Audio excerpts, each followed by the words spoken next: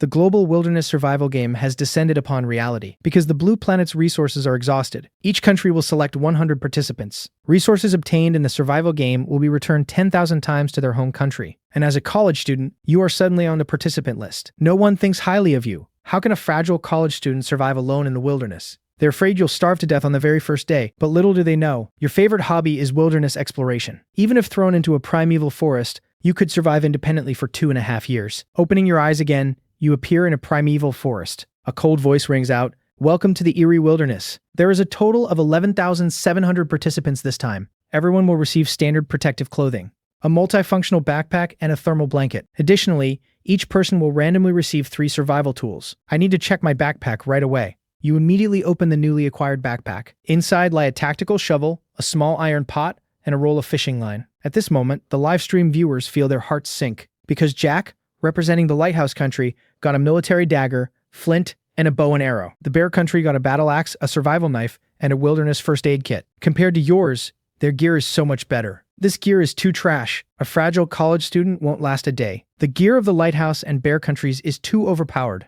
The disparity is huge. Just as global viewers were heatedly discussing the gear of various participants, a cold voice sounds above the heads of all participants. Warning: Participant Abdul has been killed by a giant brown bear. Current survivors, 11,699. Everyone immediately tenses up, realizing they are facing a life-and-death test. Meanwhile, you have just equipped your protective suit and backpack. You observe your surroundings. High humidity, soft soil, lush vegetation. This is a typical temperate deciduous broadleaf forest. Judging from the sun overhead, it should be around 10 a.m. right now. Just then, a system interface floats on your retinas. Welcome to the Wilderness Sign-In System. You can sign in once for every 3 days you survive. Current location, Eastern Forest region of the Erie Wilderness. Granting the host a newbie gift pack, master-level environmental awareness. Instantly, a strange power surges into your brain. Wind direction, humidity, animal tracks, and plant growth states. All this information floods into your senses like a tide. There is a creek 300 meters away. The water is clear and directly drinkable. 700 meters to the northwest is a natural rock cave, perfect for building a shelter. There is brown bear feces straight ahead, indicating large carnivore activity here. Is this master-level environmental awareness? With this skill, I could eat 91 meals in 3 days. Meanwhile, in the capital of the Dragon Country, hundreds of survival experts sit in a huge conference room. The giant screen shows the live streams of the 100 participants. Lung Yue's live stream has 80 million concurrent viewers, while your live stream only has 300,000 people watching. Most viewers think a fragile college student is nothing worth watching. At this moment, a middle-aged man walks briskly into the room. He is Li Jianjun, Minister of Emergency Management of the Dragon Country. Li Jianjun says, "We must form a Supreme Command Center to provide technical support and psychological aid to the participants. Because according to the wilderness rules, we can send one message of up to 100 words to the participants each week. On your side, you are already heading towards the creek 300 meters away. When the creek comes into view, even your eyes can't help but light up, because it looks incredibly clean, and the occasional silver flashes in the water further prove this is a high-quality natural water source. Perfect for fishing. Let's solve the food problem first." So you take off your backpack, taking out the fishing line and hook. Then you find some branches to assemble a fishing rod. With a bit of digging using the tactical shovel, a few plump earthworms appear before your eyes. The series of actions seems simple, but actually requires skill. Soon, you find a spot and cast your hook. 2.5 minutes pass without any movement. Viewers in the livestream are starting to get impatient. Why hasn't a fish taken the bait yet? Are there even any fish here at all? However, right at that moment, the fishing line suddenly goes taut. You grip the rod, feeling the immense pull from underwater. This fish is at least 2.5 kilograms. The fish darts left and right in the water, trying to break free from the hook. But your technique is extremely skilled, and you don't yank the rod by force. Instead, you guide it towards the shallows. Finally, after 2.5 minutes, a half-meter-long carp is dragged ashore. Just then, the cold system voice resounds globally. First instance of resource acquisition detected.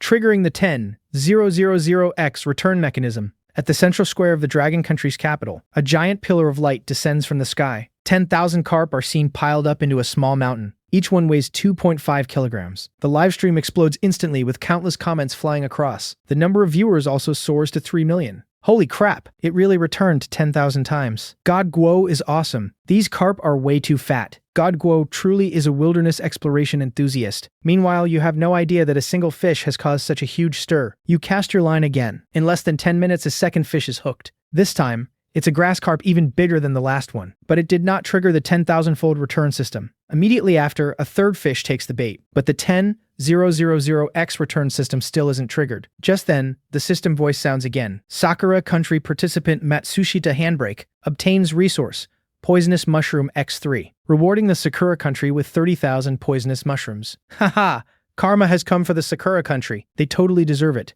Baka, why is it poisonous mushrooms? Matsushita Handbrake, that stupid woman. Indian participant Lachu obtains resource, rotten fruit X15, rewarding India with 150,000 rotten fruits. Korean participant Park Broken Eagle obtains resource, stinky fish X2, rewarding Korea with 20,000 stinky fishes. The rewards for other countries are too ridiculous.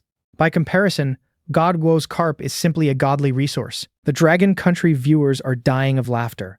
This is the difference. Just then, another system prompt rings out. Dragon Country participant Leng Yu obtains resource, Wild Hare X1, rewarding the Dragon Country with 10,000 wild hares. Over on Leng Yue's side, an injured rabbit is seen lying on the ground. Leng Yue says, "Little guy, I hope you reincarnate into a better life." The time has reached 3 p.m. You skillfully use the tactical shovel to clean the fish. The cave you sensed earlier is a good choice. Just as you carry the fish and are about to head to the cave, a brown bear's roar comes from the distance, followed by the frantic cry of a deer. So there really is a brown bear nearby. You immediately stop in your tracks, your eyes locked on the source of the sound. It's known that a brown bear's attack power and speed are absolutely terrifying. You stand in place listening to the commotion in the distance. Your heartbeat can't help but accelerate. Not out of fear, but out of excitement. There's a stable, clean water source, abundant fish, and lush vegetation here. If that cave is suitable for living and safe enough, then the one who should be afraid is that bear. In your past life, you dealt with large beasts quite often. The key is to use the right method and find the right timing, using wisdom instead of brute force. After observing for 2.5 minutes, you still decide to walk in the opposite direction of the brown bear.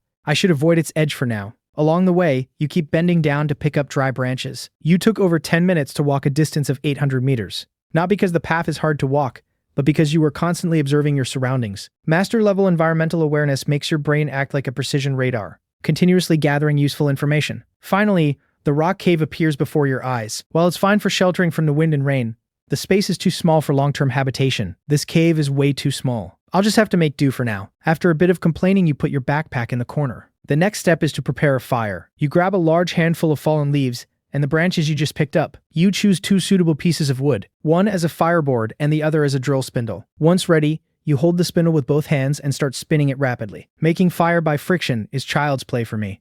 After all, I've been practicing wilderness exploration for 2.5 years. 2.5 minutes later, a wisp of blue smoke slowly rises. Once the fire is going, you begin to prepare dinner. You skewer the 3 fish with wooden sticks, and then place them over the fire to roast. 10 minutes later, 3 perfectly roasted fish, crispy on the outside and tender on the inside, are ready. At this time, participants from other countries are still looking for wild fruits to eat, while you are not only eating roasted fish, but also boiling a pot of water. Just as you are rubbing your belly in satisfaction, master-level environmental awareness suddenly transmits a message. Near the cave entrance, there is a special herbaceous plant. Not only can it be brewed into tea, but it also seems to have aphrodisiac effects. There's such a good thing. I need to find it quickly. You put down the fish in your hands and immediately start searching nearby. Sure enough, next to a rock, there are a few slender green plants. This is dragon whisker grass. Eventually, you collect 10 stalks of dragon whisker grass. Rare resource acquisition detected, rewarding the Dragon Country with 100,000 stalks of dragon whisker grass. The entire world goes dead silent for 3 seconds before exploding again. Holy crap, an aphrodisiac? Real or fake? God Guo is giving out welfare to all the male compatriots in the country. Thank you, God Guo. I'm going to test the effects tonight. Perfect. I can brew a pot using the small iron pot. A bite of fish meat, a sip of dragon whisker tea. Absolutely wonderful. On your side, you have already put the freshly picked dragon whisker grass into the small iron pot. Instantly, waves of a refreshing fragrance spread out. A bite of fish meat, a sip of dragon whisker tea. With 2 roasted fish down the hatch, you're about 80% full. I'll save the remaining 1 for tomorrow. Time reaches late night, and there is no light pollution here. Looking up, you can see the Milky Way in the sky. Just then, you take a look at the data panel. Current global death toll, 127 people. So many died on the very first day. I hope the people of the Dragon Country can hold on. Afterward, you add plenty of firewood to the fire. Then you make a simple early warning device using the fishing line and the iron pot. God Guo is way too professional. He even set up a warning device. While other participants are still shivering in fear, God Guo has already started enjoying life. After finishing all this, you fall asleep tightly gripping the tactical shovel. The first ray of morning sunlight falls on your face. You stretch your back. What's the plan for today? Let's see if environmental awareness finds anything first. Master level environmental awareness transmits information again. About 2 kilometers to the southwest, there's a nest of wild pheasants. A flash of excitement crosses your eyes. Looks like I won't have to eat fish today. You quickly pack up all your belongings. If there's no better place nearby, I'll come back. You head toward the pheasant nest, stopping intermittently along the way. To successfully hunt pheasants, relying solely on the tactical shovel is far from enough. I need to make a spear. It not only has a long attack range and is easy to make, but it can also make up for humans' lack of speed and strength. You calculate in your mind. The shaft of the spear must meet a few conditions. Straight enough, hard enough, suitable length, and moderate weight. Half an hour later, you finally find a suitable tree. You briskly climb the tree with the tactical shovel. With one chop, you get a suitable spear shaft. Then you use the blade of the shovel to whittle the wood bit by bit. The spearhead gradually takes shape. Later, when I start a fire, I'll roast the spearhead over the flames. The wood will become even harder. The entire crafting process took about 40 minutes. In the meantime, you also ate yesterday's leftover roasted fish to replenish your stamina, eating while observing your surroundings. This multitasking ability leaves the livestream viewers in awe. Satisfied, you swing the spear a few times. It's time to go meet those wild pheasants. Just as you are advancing toward the pheasant nest, the Dragon Country's various livestream rooms suddenly explode. Brothers, go check out the Sakura Country's livestream. Holy crap, something huge is happening on their side. In the Sakura Country's livestream, 2 participants have met up. Female ninja, Matsushita Shusha,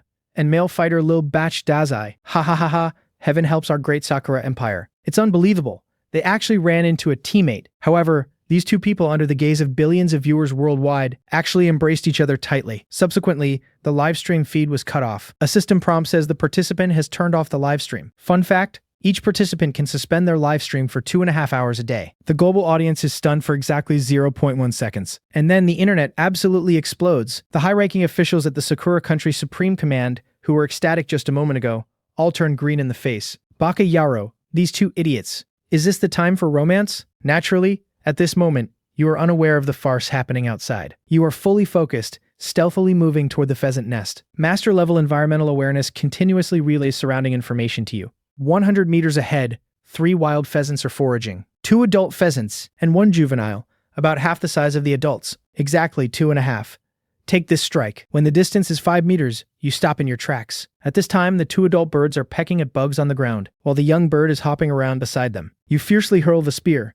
The spear tip accurately pierces through the body of an adult pheasant. Startled, the other 2 pheasants immediately scatter and flee. Your goal has already been achieved. This is a plump wild pheasant weighing a good 3 to 4 catties. Resource acquisition detected, rewarding the Dragon Country with 10,000 wild pheasants. In the central squares of major cities in the Dragon Country, 10,000 lively wild pheasants appear out of thin air. The clucking of chickens resounds through the clouds. The scene is extremely spectacular. Pheasants. 10,000 wild pheasants. God Guo is incredible. The number of livestream viewers instantly breaks through 5 million. Oh yo, what are you doing? You're already walking through the forest carrying the pheasant Tilda. Master-level environmental awareness prompts. 200 meters to the front left is a swamp. 300 meters to the right is a small puddle, but the water is muddy. Shaking your head.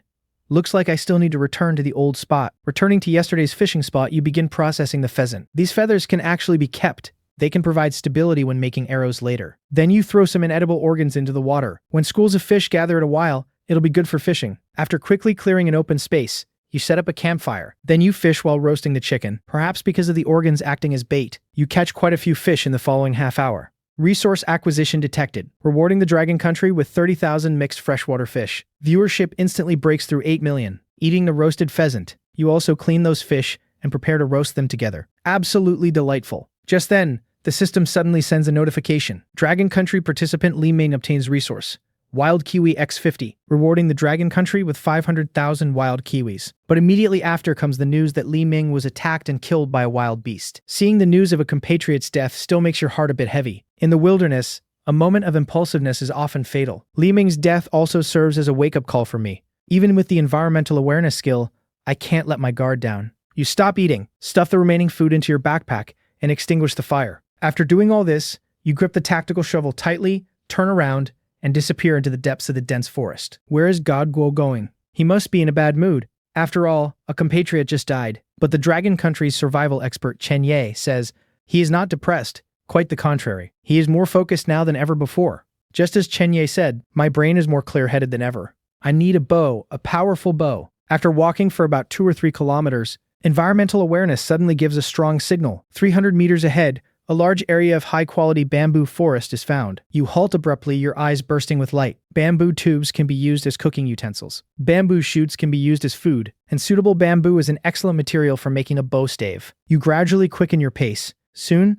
a bamboo forest appears before your eyes. You step forward to check the quality of the bamboo. Not bad, these are all good bamboos over 3 years old. Their elasticity and toughness are top tier. You stroke your chin and start pondering. I have the material for the bow stave, but what should I use for the bowstring? If I use fishing line, it'll probably snap after just a few uses. Mulberry tree. After tearing mulberry tree bark into long strips and putting it through soaking, pounding, and sun-drying, then rubbing it into fiber ropes, twisting 3 strands into one makes a bowstring that's both strong and durable. The vegetation in this world is highly similar to the blue planet. Since there is bamboo, there's a high probability there are mulberry trees too. Making up your mind, you swing the tactical shovel in your hand and chop down at the root of the bamboo you had your eye on. Then comes the second stalk. The third stalk. What needs to be made is not just a bow, but also a large number of arrows, as well as some defensive spike traps. Acquired a large amount of strategic resource. Moso bamboo. Rewarding the Dragon Country with 50,000 high-quality mature Moso bamboos. Drop location. Designated barren mountains in the southwest region of the Dragon Country. The barren mountains in southwest Dragon Country. Turn into a sea of bamboo within 2.5 seconds. Dragon Country survival expert Chen Ye says, everyone might not know what contestant Little Guo intends to do by chopping down these bamboos. But I have a bold guess. He is going to make a bow and arrows. He is crafting a set of hunting weapons for himself that will be enough to let him dominate the wilderness. In the dense forest, you have already tied the Moso bamboos into a giant raft-like bundle. Taking a deep breath, you fiercely hoist this heavy load of dozens of caddies onto your shoulders. Then, step by step, you walk in the direction of your shelter, while calculating how to make various traps in your mind. Just then, a bear's roar filled with brutality comes from the depths of the mountain forest not far away. It's that bear again. Holy shit, judging by the sound waves, it's practically in his face. It's not far from God Guo. It's over. It's over. If he gets cornered by it, he's 100% dead. However, hearing this heart-shattering roar, you only pause slightly. You slowly turn your head and listen carefully. Going head-to-head is something only an idiot would do. Bear skin thick enough to make top-tier armor, incredibly precious bear bile that can be used as medicine, and hundreds of kilograms of bear meat that can provide massive amounts of energy. This is clearly a treasure trove of resources. You hesitate no longer and continue on your way carrying the bamboo. Returning to the shelter, you don't even bother resting. You immediately start processing these huge Moso bamboos. Picking up the tactical shovel, you wildly chop at the bamboo. You consecutively make over a dozen sharp bamboo stakes. This is precisely the most commonly used and deadliest trap in hunting, a spike pit. Viewers in the livestream watch this scene and all gasp in horror. Holy crap! What is God Guo trying to do? Making so many spears? I have a bad feeling about this. Are these things? Don't tell me they're meant to deal with that bear? You tie the dozen or so crafted sharp bamboo stakes together with vines. You wrap the remaining roasted fish and chicken in large leaves. Taking your tactical shovel, you once again carefully disappear into the forest. Brown bear, your good days are over. An intense, nauseating, fishy stench mixed with a musky smell pierces your nose. On the small path ahead, you spot a pile of droppings. It's bear feces, and it's fresh. You carefully observe your surroundings, and after confirming it's safe, you swing the tactical shovel in your hand and start digging a pit. After a full 2.5 hours, a trap with a diameter of about 2.5 meters and a depth of 2 meters is complete. Subsequently, you take the sharp bamboo stakes one by one and ruthlessly drive them into the dirt at the bottom of the pit. Big Bear, you better love the mansion I prepared for you. Next, you begin selecting branches and fallen leaves as camouflage. From afar, this looks just like a normal patch of forest floor. Who would have thought that a deadly trap is hidden underneath? As the sun gradually sets, you return to the creek, fill a pot with water, and pick up some more firewood before heading back to the cave. A piece of chicken meat, a sip of tea. This sense of satisfaction makes you comfortably narrow your eyes. No matter how delicious the food is, without salt to balance it, it ultimately lacks soul. The massive amount of sweat lost while digging the trap during the day has already caused your body to issue a clear protest. A faint soreness and weakness come from deep within your muscles. Your spirit isn't as hyped up as it was the previous 2 days. I must find salt tomorrow. After eating and drinking your fill, you don't rest but continue to whittle the bamboo. Suddenly, a low rumble of thunder echoes, followed by bead-sized raindrops that start pattering sparsely on the ground outside. But this has nothing to do with you inside the cave. After making another simple warning device, you finally fall asleep peacefully. The first thing you do when you wake up the next day is check the trap. As you pack up your gear, a cold mechanical voice rings out. Global announcement.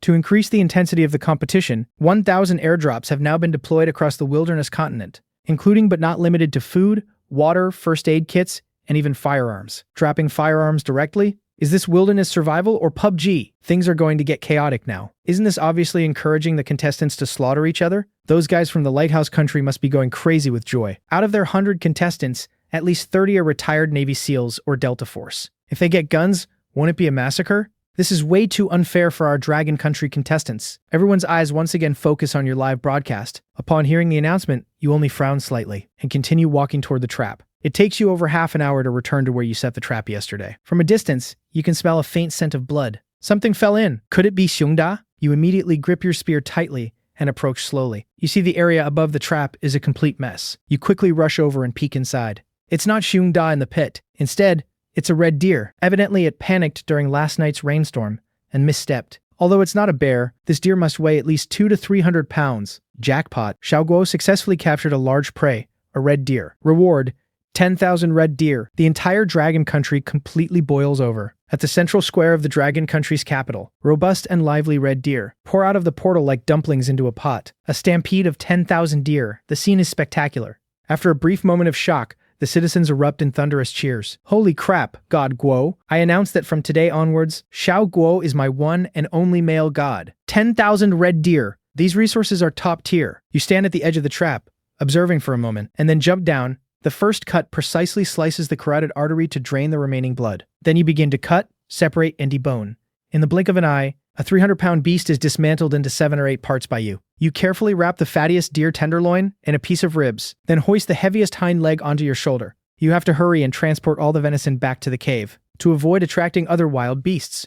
Returning to the surface, you don't pause for a moment. 10 minutes later, you return to the cave. The remaining meat must be brought back as soon as possible. Meanwhile, in the dense forest less than 100 meters from the trap, an outrageously massive brown bear pokes its head out from behind the bushes. Its standing height is definitely over 3 meters. Its brown fur stands erect like steel needles. The most terrifying part is its eyes, devoid of any emotion. It watches your retreating figure, its huge paws pacing restlessly on the ground. 20 minutes later, you reappear at the edge of the trap. Suddenly, you notice on the dirt the glaring impressions of several huge bear prints. A chill instantly shoots up to the crown of your head. That thing left not long ago, and might even still be nearby. Daring to steal my stuff? See if I don't skin you alive. The anger in your eyes is replaced by a cold, murderous intent.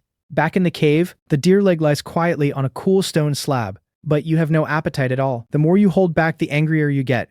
The more you yield, the more you feel cheated. So you walk out of the cave without looking back. You decide to change direction and try your luck in an unexplored area. After walking for a kilometer like this, your footsteps suddenly halt. About 50 meters ahead to the left, there's something. Getting closer, you find exactly what you've been searching for.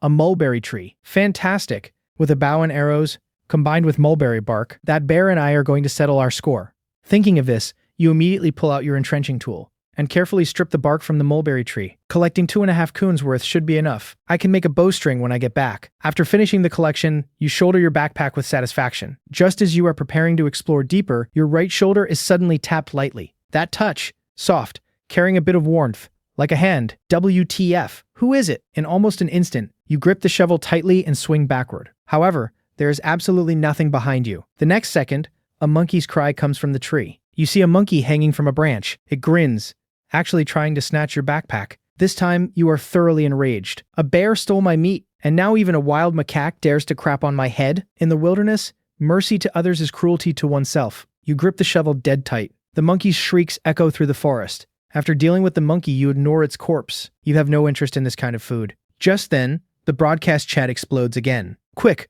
go watch the Asan broadcast. That guy is absolutely unhinged. Meanwhile, in the Indian contestant stream, a bearded contestant named Kumar has a smug look on his face. In front of him is a newly opened airdrop box, containing a first aid kit and a few packs of compressed biscuits. More eye-catching is the meter-long monitor lizard he's holding in his hand. This contestant named Kumar had good luck. He found an airdrop and caught food. However, the next second, on a live broadcast under the gaze of global viewers, he actually gives the lizard a wicked smile. Then, the screen instantly goes black. System prompt: the contestant has closed the stream. It will be forcefully reopened in 2 hours. The whole world goes silent at this moment. I originally thought the Japanese contestants were unmatched in depravity. Little did I know there was someone even more extreme. Even the survival expert could only drink water to ease the awkwardness upon seeing this. Meanwhile, you are still exploring the unknown area. 100 meters ahead is a swamp. You change direction without hesitation and bypass it. Soon, You find a lot of animal feces on the ground. This should be a gathering place for some kind of animal, or perhaps their daily thoroughfare. You grip the spear tightly and blend into the tall grass. In the middle of the clearing ahead, a fawn is licking grayish-white stones. Your pupils sharply contract. That's a salt lick. For the past few days, relying only on the trace amounts of salt in the food itself, your body has already started issuing warnings. And now, a massive treasure trove is presented right before your eyes.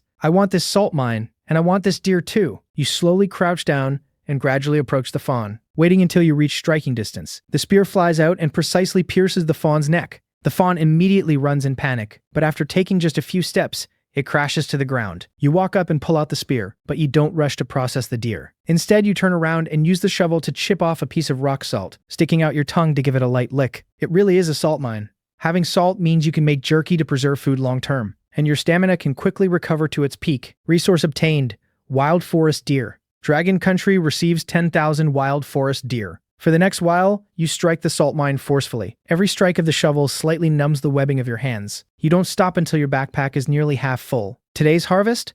A 40 or 50 pound forest deer and over 20 pounds of fresh coarse salt. The journey back seems much brisker. Just then, a Crimson System prompt pops up. Lighthouse Country contestant Jack has successfully eliminated Brazilian contestant Pedro. Someone is actually offing people. Jack, a former member of the Lighthouse Country SEAL Team 6, an elite special forces operative skilled in jungle warfare and assassination. To him, this wilderness isn't a place for survival, but a hunting ground. The nature of this game has changed. From this second on, every living person in this wilderness could be a hunter.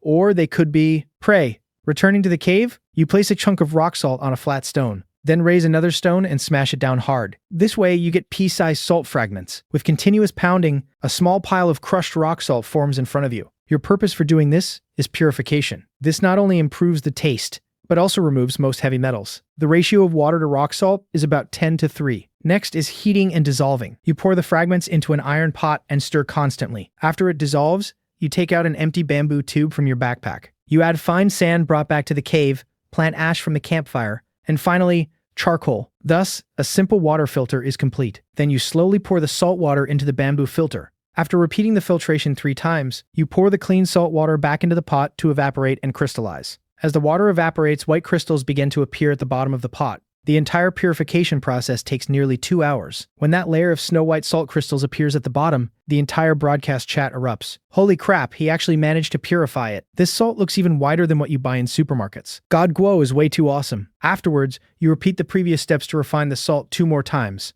until the bamboo tube is packed full of salt. Your stomach timely lets out a rumbling protest. It's time to enjoy today's spoils. You bring out the deer leg acquired today. Use the shovel to score several cuts into the meat, and then sprinkle it with the freshly purified salt. About half an hour later, the deer leg is finally roasted perfectly. Taking a bite, you nod approvingly. Absolutely delightful. After eating and drinking your fill, you don't rest. Instead, you start making a bowstring. Mulberry bark fibers are long and have excellent tensile strength, making it top-tier material for bowstrings. You tear the bark into thin strips and start twisting them into a cord. Once the bowstring is ready, you pull out the bamboo you cut earlier and begin crafting the bow stave. 1 kun later, a bamboo bow with a perfect feel rests in your hands. Then, using thinner bamboo to make arrow shafts and the pheasant feathers you collected earlier as fletching, it is successfully completed. With this bow, it's time to settle the score with the bear that stole my meat. I'll test its power tomorrow. The next morning, sunlight filters into the cave. Speaking of which, today happens to be the 3rd day. I wonder what reward the system will give. Detected that the host has survived consecutively in the wilderness for 3 days. Checking conditions met. Would you like to check in immediately? You silently affirm the check-in and turn off your live broadcast. If the system hands out certain items, the audience definitely cannot see them. In the Dragon Country broadcast room, the previously clear image suddenly goes black. Over 1 billion viewers instantly panic. Holy crap, what's going on? Where's my God Guo? Why is there a black screen? Did something bad happen? Don't scare me. The survival expert rubs his chin and says slowly, I guess he might be crafting some crucial tool or trap. Check-in successful. Reward obtained. Desert Eagle pistol, 30 rounds of ammunition. A firearm. With the bow and arrow, I felt I had stepped into the era of cold weapons. And now, with this gun, I've directly leaped into modern warfare. But how to explain this now? I can't exactly tell the audience when I turn the stream back on. Oh, I twisted this out of bamboo and vines, right? An airdrop. Yes, an airdrop. You stash the magazine along with the pistol into the deepest part of your backpack. After doing all this, you reopen the live broadcast. Then, picking up the newly made bamboo bow and arrows with your left hand, and carrying the sharpened spear in your right. You walk out of the cave, fully armed. The audience immediately realizes you are heading in the direction of the trap. Holy crap, holy crap. That's a giant bear. Is he really going just holding a bow and arrows? God Guo is way too brave. Can a bamboo bow even defeat a brown bear? Chen Ye's expression also turned serious. Contestant Xiao Guo's choice is very bold, but also very dangerous. Unless he hits a vital spot like the eyes, otherwise, the consequences are unimaginable. Yet at this moment, you are exceptionally calm. You arrive next to the trap that was destroyed by the brown bear earlier. The dirt around the pit is still loose, still bearing that massive bear print. You don't rush to act,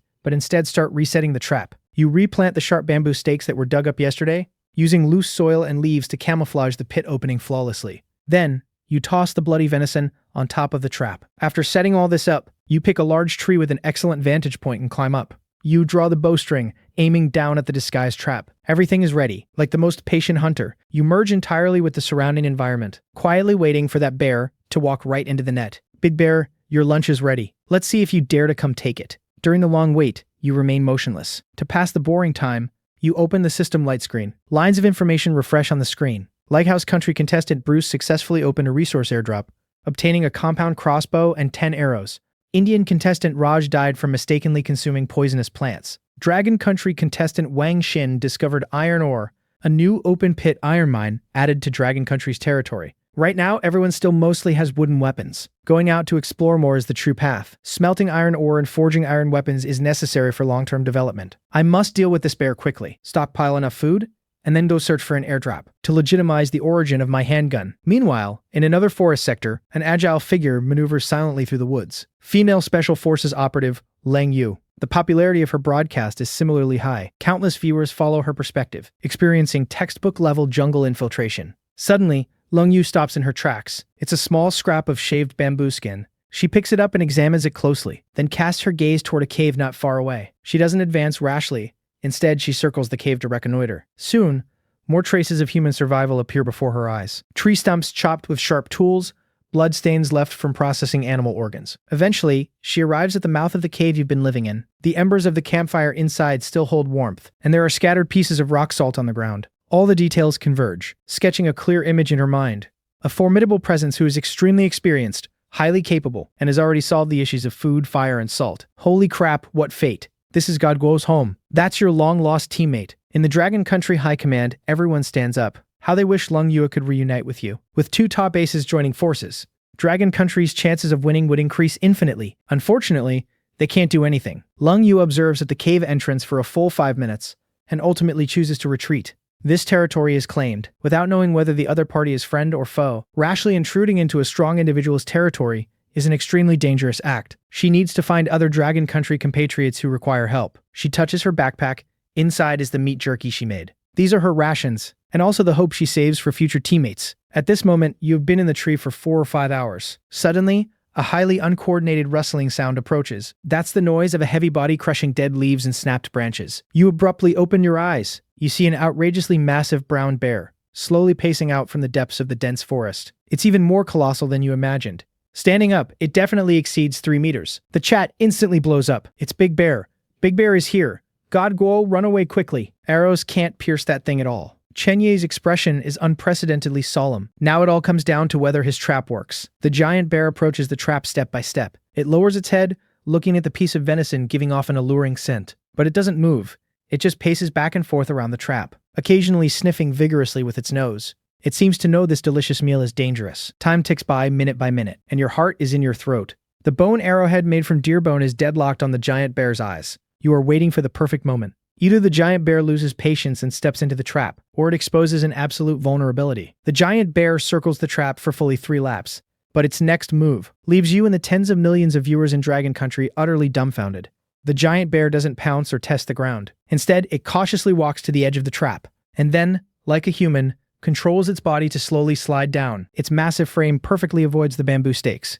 The camouflage layer and the venison fall in along with it. This beast actually entered the trap completely unscathed, and got the food. Holy crap, holy crap. Is this really a bear? This thing is smarter than Boonie Bears. The entire Dragon Country live chat goes completely mad. Everyone is shocked by the bear's intelligence. Up in the tree, the veins bulge on the hand gripping the bow. You had envisioned countless possibilities, but never anticipated this one. The giant bear at the bottom of the pit picks up the venison in its jaws and prepares to climb out. Millions of viewers' hearts leap to their throats. The opportunity has arrived. Above the canopy, a cold smile tugs at the corner of your mouth. Just as that head pokes over the edge of the trap, with a thwip, an arrow tears through the deathly silence of the forest. Although it flawlessly shoots toward the giant bear's forehead, this crude bamboo bow and deer bone arrow cannot pierce the giant bear's thick skull. However, that immense kinetic impact solidly strikes its head. The giant bear cries out in pain. Its body, which had mostly climbed out, instantly falls backward. Following a series of flesh-piercing sounds, those lethal bamboo stakes finally meet their target. A heart-wrenching and furious roar erupts toward the sky, shaking the entire forest with a buzzing resonance. Countless birds resting in the woods are startled into flight. Up in the tree, fine beads of sweat seep from your forehead. You don't dare slack off for a second, immediately pulling a second arrow from your back. As long as that bear dares to show its head again, what greets it will be another round of merciless strikes. Inside the trap, the giant bear's roars become increasingly frantic, its huge paws blindly thrashing in the narrow pit. Soon, billowing dust surges out of the trap opening, instantly obscuring your vision. This bear is actually quite smart. You hold your breath, carefully listening to the commotion below. Within the dust, the thrashing sounds gradually cease, replaced by the sound of something scraping against the dirt. It's climbing. You draw the bow even tighter. Suddenly, a massive dark silhouette slowly rises, but this time it's facing right toward you.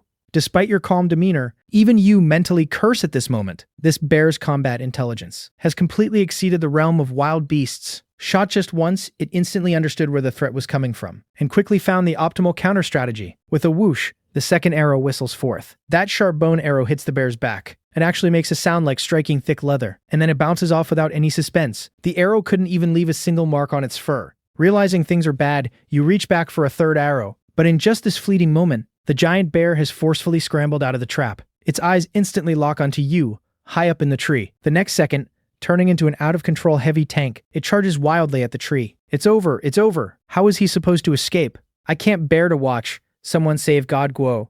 God Guo is certainly a dead man now, right? The brown bear's impact force is too terrifying. Even drawing upon all your lifelong knowledge, you cannot fathom how a human could survive in this situation. The giant bear's body brutally smashes into the ancient tree, closely followed by a second ram. A visible crack rapidly spreads across the center of the trunk. Just a second before that massive tree is about to splinter apart, you make your move. Gripping the hardwood spear with both hands, you leap down directly toward the giant bear below. Holy crap, he's insane. He's insane. Does God Guo have a death wish? Just when everyone thought you had given up, the next second, they witness an unforgettable sight. You plunge down like a human cannonball falling from the sky. Time infinitely stretches at this moment. Fear appears in the giant bear's eyes for the very first time. More than half of the spear completely buries itself into the giant bear's skull.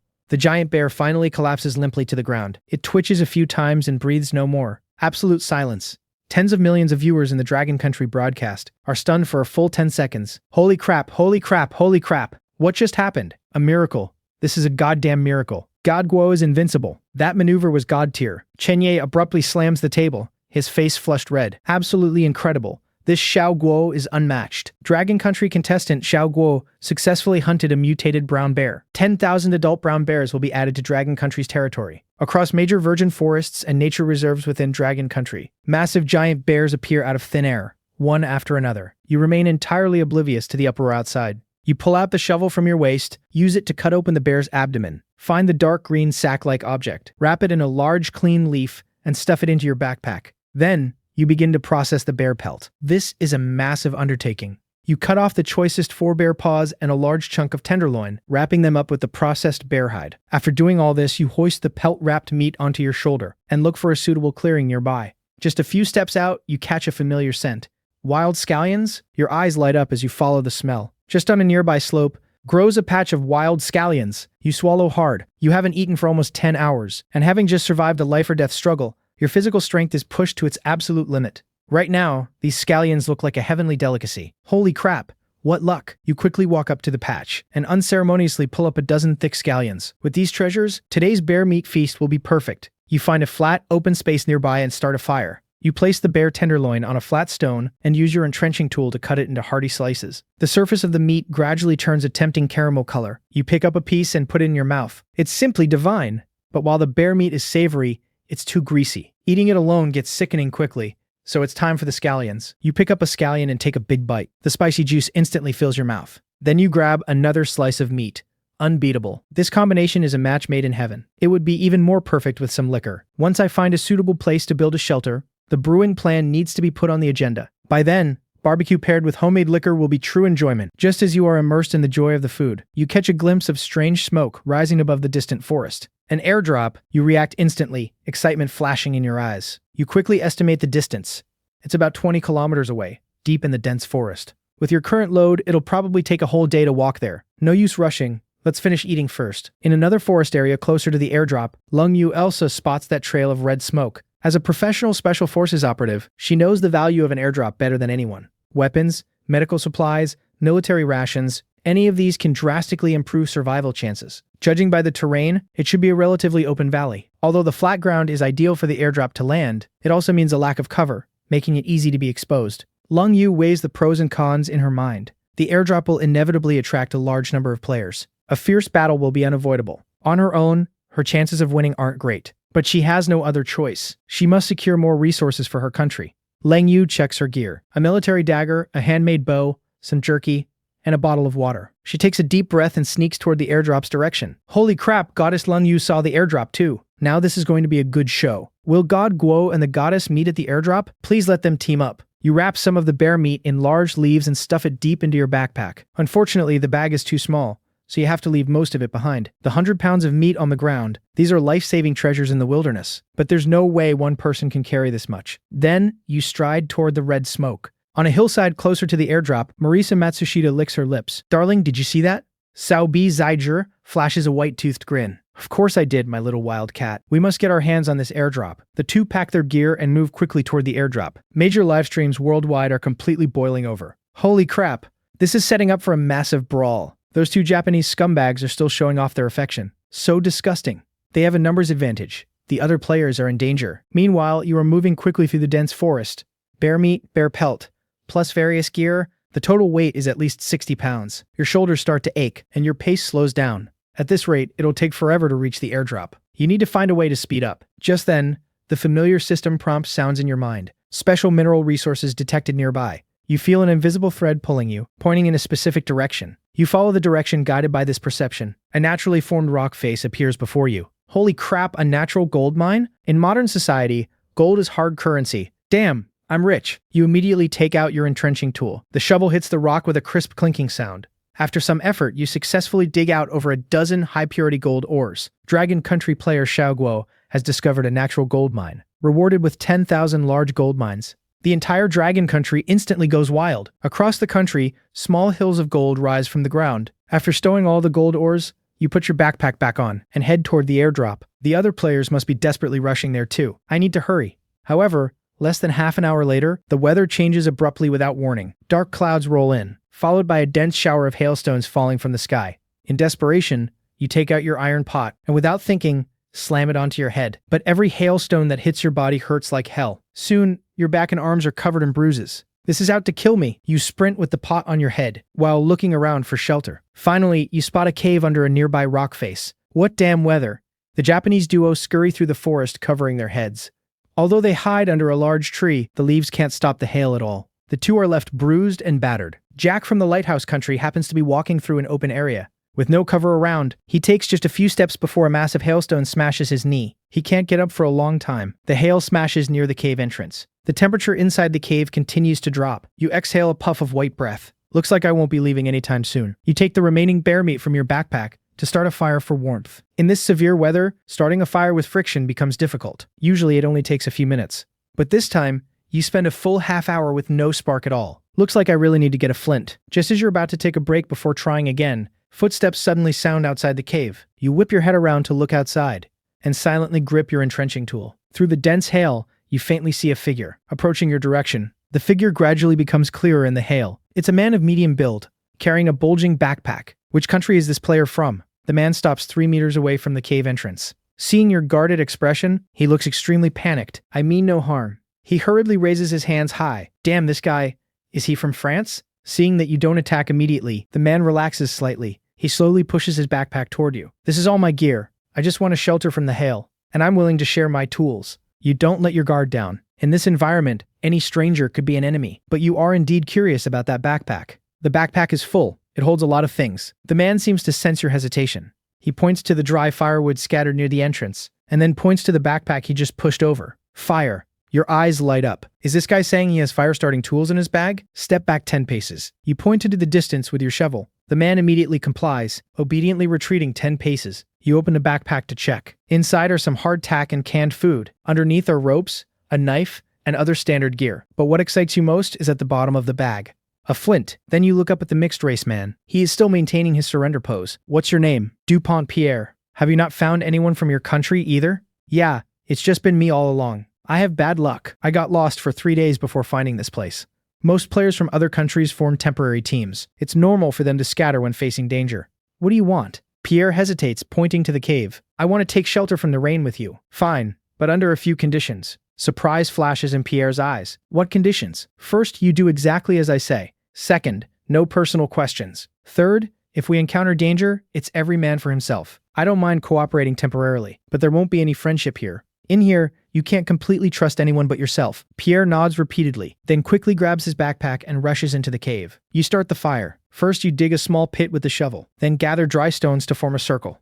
Pierre proactively hands over the flint and some dry grass. You take the flint and quickly strike it with the edge of your shovel. Soon, a small flame dispels the damp, cold chill. You skewer the bear meat on sticks and roast it. Pierre swallows hard. He hasn't had hot food in 2 days. Want some? Pierre nods frantically, his eyes full of desire. Yes, very much. Trade your flint for it. A flash of anger passes through Pierre's eyes, but he quickly returns to normal. He hands you the flint with both hands. Here, you nod in satisfaction. This is a profitable trade. Thank you. Thank you so much. He takes a careful bite and instantly narrows his eyes in delight. This is delicious. What kind of meat is this? Bear meat. Pierre's eyes widen immediately. You killed a bear? You don't elaborate, and instead continue roasting your own portion.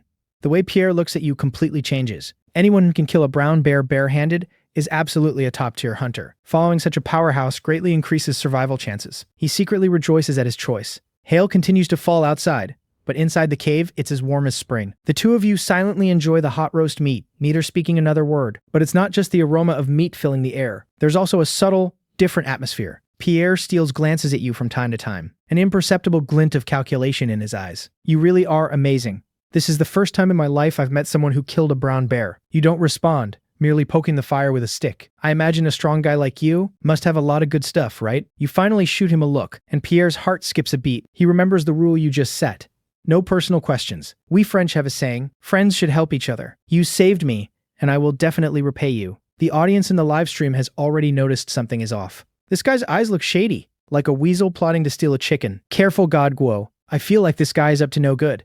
As the night deepens, the hail outside finally stops. Pierre checks his watch and glances at you resting with your eyes closed. It's getting late. Why aren't you sleeping yet? Haha, I'm used to sleeping late. You rest first. I'll take the watch to ensure it's safe. I'm not tired. Your answer completely shuts Pierre down. Pierre feels anxious inwardly, but maintains a friendly facade. Then, should we keep watch together? Up to you. Time ticks away minute by minute. Pierre appears increasingly restless. Excuse me, I need to go out to relieve myself. A faint, cold smile touches the corner of your mouth. Need to bring all your belongings just to go to the bathroom? Suit yourself. Relieved, Pierre quickly walks out of the cave. After he leaves, you suddenly stand up and kick the campfire out. You shoulder your gear and silently blend into the darkness. You quickly find a spot behind a windbreak rock. Knocking an arrow, you completely merge with the night. Just as I thought, this guy is definitely sketchy. Less than 10 minutes later, 2 sets of sneaky footsteps approach from a distance. Ivan, right in that cave. Just one guy. His gear is top-notch. Are you sure there's only one? You weren't spotted, right? Positive. I watched him all night. He's alone. Ivan sneers. Cripple his limbs first, then take all his gear. Remember, don't leave any traces. Then, the two lunge into the cave like starving wolves. But the cave is empty. There is only a scattered pile of ashes. Pierre's face pales. Impossible. He was just here. How could? Ivan spins around, glaring at him fiercely. You idiot, you were exposed. Right then, an arrow pierces through Pierre's thigh. The massive impact knocks him to the ground. Ivan turns pale with fright, raising his machete and roaring in the direction the arrow came from. Who is it? Get the hell out here. His answer is a second arrow, which goes straight through his knife-wielding wrist. The machete clatters to the ground. Ivan clutches his bleeding wrist, screaming in agony. You slowly step out from behind the rock, aiming your arrow at the two of them again. No words needed. You slowly draw the bowstring. Survival of the fittest. After dealing with them both, you begin looting the spoils. The night wind brings a heavy stench of blood, but you couldn't care less. Jackpots. Besides some hardtack and half a bottle of water, there is a brand new red first aid kit. This is basically a second life in the wilderness, followed by a Swiss Army knife. Looking at Ivan, the big guy's backpack holds half a dried rabbit, a roll of nylon rope, and the machete on the ground. These are highly sought-after, top-tier survival supplies. You stuff everything useful into your backpack. You take one last look at the two corpses on the ground, your eyes cold. Next life? Keep your eyes open. With that, you turn and vanish into the night. Meanwhile, the Dragon Country stream is in wild celebration. The comments erupt like a volcano, so dense that you can barely see the screen. God Guo is invincible. This is how a true Dragon Country man should be. In the studio, Sabaning slams the table in excitement. A textbook counterkill. He proved to everyone with his actions. In the wilderness, the most dangerous thing is the human heart. However, Dragon Country's celebration contrasts starkly with the dead silence from certain other nations. On the Global Emergency Meeting channel, the French representative's face flushes red. He frantically accuses Dragon Country over your actions. However, the Dragon Country rep effortlessly strikes back. After all, those are the rules of the game. As a result, the French rep gets nowhere with his complaints. Seeing that he can't win on the rules, the French rep viciously threatens. In 2 days, the comms channel between players will temporarily open. I will personally order all surviving French players to assemble and hunt down all Dragon Country players at any cost. His words instantly drop the atmosphere in the meeting room to the freezing point. But the Dragon Country rep just chuckles lightly. We'll be waiting. Meanwhile, in the eerie wilderness, carrying your heavy spoils, you move silently through the forest, and the battle report of you killing the 2 foreign players has been broadcasted. Inside a hidden cave covered in vines, Lum Yu is sharpening her military dagger. Suddenly, her watch vibrates. She glances at the screen. Her pupils shrink sharply when she reads the battle report. Xiao Guo again.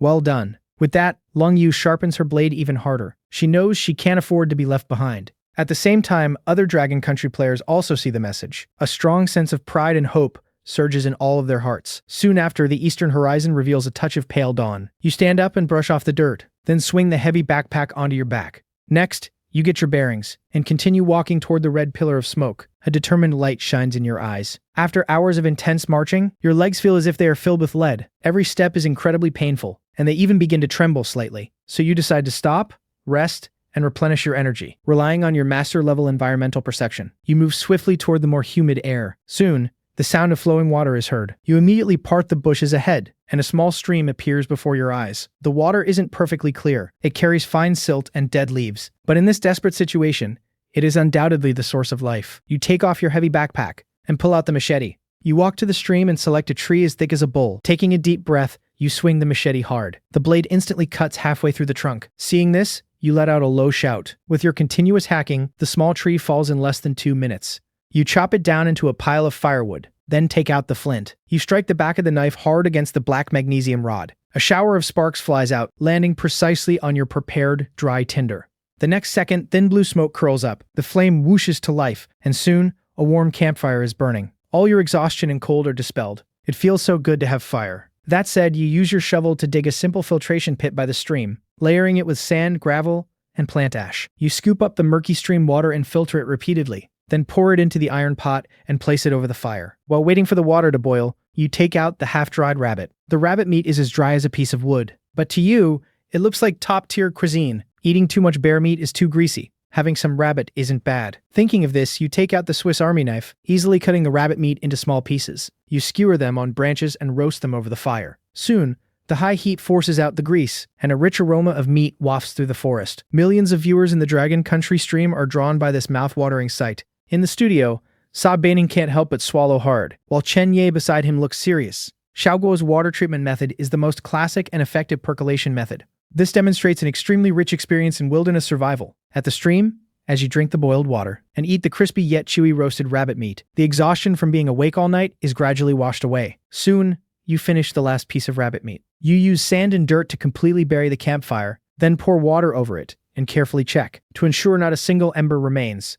As you put on the heavy backpack again, you instantly feel full of vitality. You quickly reorient yourself and continue heading toward the airdrop signal. However, barely half an hour into your trek, your footsteps involuntarily slow down, simply because the forest has become too quiet. The earlier chirping of birds and bugs has completely vanished. Instantly, a chill shoots from the soles of your feet straight to the top of your head. Your entire body tenses up. You reach down to grip the machete at your waist. Your master-level environmental perception is pushed to its absolute limit. You scan your surroundings, and finally, your gaze locks onto the space between 2 trees ahead. There, about 10 centimeters off the ground, is a thin string. It's a tripwire trap twisted from some kind of animal casing. The Dragon Country stream instantly explodes. In the studio, Chen Ye stares intently at the screen. This is a trap set specifically for humans. Xiao Guo is being targeted. Hearing this, everyone's heart leaps into their throats. However, you make an unexpected move. You slowly crouch down and reach out your finger, then gently draw a few circles on the ground. A moment later, you construct a 3D attack diagram in your mind, analyzing where an attack might come from once the trap is triggered. Soon, your eyes land on two perfect ambush spots not far away. A cold smirk naturally creeps onto your lips. Then, you quietly take 2 steps back. The next second, your figure vanishes into the shadows. At the same time, you pull out your handmade longbow and knock a bone arrow onto the string. At this moment, 2 Japanese contestants are crouching at the ambush point. Xiaobi Zaiju frowns, looking at the spot where you disappeared. Did that guy notice something? Just then, Matsushita Morisha's voice comes from the side. That catgut trap was crafted using ancient Yamato techniques. There's no way he could spot it. Be patient and wait for him to trigger it. Hearing this, Xiaobi Zaiju feels relieved. He licks his chapped lips, his eyes full of greed. However, as time ticks by, the trap area remains completely silent. The patience of the two is rapidly wearing thin. Just then, a soft rustle comes from a nearby bush. Xiaobi Zaiji startles, swiftly aiming his crossbow at the sound, only to see a wild hare dart out of the bush and quickly run off to the other side. Seeing this, Xiaobi Zaiji lets out a long sigh of relief. Unexpectedly, a dark shadow suddenly shoots over from not far away. An arrow precisely pierces through Xiaobi Zaiji's wrist. The next second, a blood-curdling scream echoes through the forest. Seeing this, Matsushita Morisha swiftly rolls away. She raises her dagger, vigilantly scanning her surroundings. At this moment, holding your longbow, you walk out calmly. Your eyes are as calm as if looking at 2 corpses. Instantly, the immense oppressive aura makes Matsushita Morisha's breath catch. Who exactly are you? But you don't answer. You merely raise your bow slowly, aiming at Matsushita Morisha. Seeing this, Matsushita Morisha sharply flicks her wrist. 3 sharp stones shoot from her hand, flying toward you. Simultaneously, she raises her dagger and rapidly charges at you. However, your reaction is much faster. With just a slight turn of your body, you dodge the 3 stones. Then, you instantly draw the bow to the full and release an arrow. Seeing this, Matsushita Morisha hurriedly dodges to the side. Unexpectedly, the arrow flies straight toward the incapacitated Xiaobi Zaiji. He has absolutely no time to react before the bone arrow pierces right through his head. Seeing this, Matsushita Morisha is completely shocked, but you are already charging at her with a tactical shovel. Matsushita Morisha hastily raises her dagger to defend. The tactical shovel and the dagger clash, sending sparks flying. The next second, a tremendous force transmits through the blade. The webbing of Matsushita Morisha's hand instantly tears, oozing blood. She's knocked back 2 steps by this brute force before regaining her balance, her eyes full of shock. Is this Dragon Country contestant a monster? However, succeeding in your first strike, you don't pause at all, continuously swinging the tactical shovel at her. Matsushita Morisha grits her teeth and hurriedly raises her arms to block the attacks. In an instant, the agonizing pain of shattering bones strikes. Matsushita Morisha is sent flying backward, crashing into a tree. Immediately after, you close in like a shadow, raising the tactical shovel and slashing it fiercely toward her head. Meanwhile, about a kilometer away, Cold Moon stops in her tracks after hearing the scream. She immediately identifies the direction of the sound. However, Cold Moon doesn't advance rashly. Instead, she conceals her presence and stealthily moves toward the source of the noise. Before long, Cold Moon arrives behind a massive banyan tree. Just as she prepares to observe the situation ahead, suddenly, a pitch-black arrow shoots out from behind. Cold Moon instinctively rolls to the side. However, the arrow still pierces deeply into her thigh. An excruciating pain instantly explodes. Cold Moon lets out a muffled groan, as blood instantly dyes her combat pants red. Enduring the severe pain, she immediately rolls into a dense bush. She then pulls out her dagger, staring at the direction the arrow came from. Soon, footsteps sound out. A tall Caucasian figure walks out with a smirk. The little kitten from Dragon Country sure has fast reflexes. Too bad it was still a bit too slow. 2 burly men follow behind him. The 3 of them are contestants from the Lighthouse Country. The white man doesn't rush to attack. Instead, looking at the blood trail on the ground, he says coldly, "We're going to have some fun with you." After speaking, the 3 fan out in perfect tacit understanding, forming a standard tactical triangular search formation. Then, they slowly encircle the area where Cold Moon is hiding. Meanwhile, in the dense forest, you are looting the Japanese contestants' equipment. At this moment, 2 global announcements ring out. Dragon Country contestant Xiao Guo has eliminated Japanese contestant Matsushita Morisha. Meanwhile, the Japanese live stream chat falls into dead silence. You retrieve all usable arrows and loot a dagger and half a canteen of water from their bodies. Then, without looking back, you rush toward the airdrop's location. Half an hour later, you finally reach your destination. A massive metal crate sits quietly in the clearing. You don't approach it immediately. Instead, You vigilantly scan your surroundings to ensure there are no ambushes. Then you calmly utter a command. Turn off live stream. The next second, the light on your watch instantly dims. Simultaneously, the screens of billions of viewers worldwide go black. Why did Brother Guo turn off the stream? I really want to know what's inside that crate. Ignoring the uproar from the outside world, you slowly pry open the metal crate. Inside the crate are several sealed bags of seeds. They are high-yield, cold-resistant potatoes, fast-growing, drought-resistant corn, and high-protein soybeans. Besides these, there is a high-grade military first aid kit, a multi-tool hatchet, and a palm-sized solar charging panel. Seeing this, your eyes light up. Seeds that can provide a stable food source are far more valuable than any weapon. With this in mind, you quickly stash the items into your backpack. Then, you pull out an M1911 pistol and 2 magazines from your backpack and place them inside the now empty metal crate. After doing all this, just as you are about to turn the stream back on, a strong sense of warning suddenly surges through your body. Many people are approaching. Your gaze sharpens, and you instantly dart behind a massive tree. Soon, footsteps and voices can be heard from the forest. The 3 Lighthouse Country contestants emerge into the clearing, and they are escorting a captive between them. It is the injured Cold Moon. The leader of the Lighthouse Country team, Kane, glances at the airdrop, then speaks with a sneer. Come out, friend from Dragon Country. I know you're here. If you don't want anything to happen to your companion, be a good boy and hand over whatever was in that airdrop. As his words fall, you remain still, rapidly analyzing the situation instead. 3 fully armed enemies, wielding a compound crossbow and a recurve bow, and 1 burly man holding a machete axe. But on my side, Cold Moon has lost her combat capability. The odds of winning a head-on fight are low. Seeing no response, Kane loses his patience. He shoots a glance at the burly man. The burly man gives a sinister grin, then presses his axe against Cold Moon's neck. Seeing this, you slowly step out from behind the tree, raising your hands with a feigned look of nervousness on your face. Don't hurt her. The stuff is all in the crate. You can take it. Hearing this, Kane laughs in satisfaction. That's more like it. Open the airdrop and let me see what kind of treasures you found. You comply, slowly walking toward the metal crate, then squat in front of it, pretending to struggle as you pry at the lid. But your hand has already slipped inside the crate. Kane doesn't notice. Instead, he impatiently urges you on. Hurry up. You reply softly, almost there. The next second, you suddenly spin around, aiming the pistol. Then, you rapidly pull the trigger. 2 gunshots instantly ring out through the forest. The 2 men behind Kane drop dead to the ground. At this moment, Kane's face is filled with terror. He could never have dreamed that you had a gun. Kane instinctively raises his compound crossbow to counterattack, but your reaction is much faster. You pull the trigger, firing 2 more shots. 1 shot blasts the crossbow out of Kane's hands, while the other strikes him in the shoulder. Kane lets out a miserable scream, then scrambles and crawls as he flees deep into the dense forest. The forest falls silent once more. You holster the pistol and walk over to Cold Moon, pulling out your dagger to cut her ropes. Cold Moon leans against a tree trunk, clutching her bleeding thigh. She looks at you, her eyes filled with shock and gratitude. Meanwhile, the global livestream chat has erupted into total chaos. Everyone assumes the pistol was the reward from the airdrop. The entire Dragon Country is in a frenzy of celebration, while the Lighthouse Country is shrouded in gloom. At this moment, Cold Moon speaks in a hoarse voice. Thank you. Hearing this, you simply nod, then walk over to her and crouch down.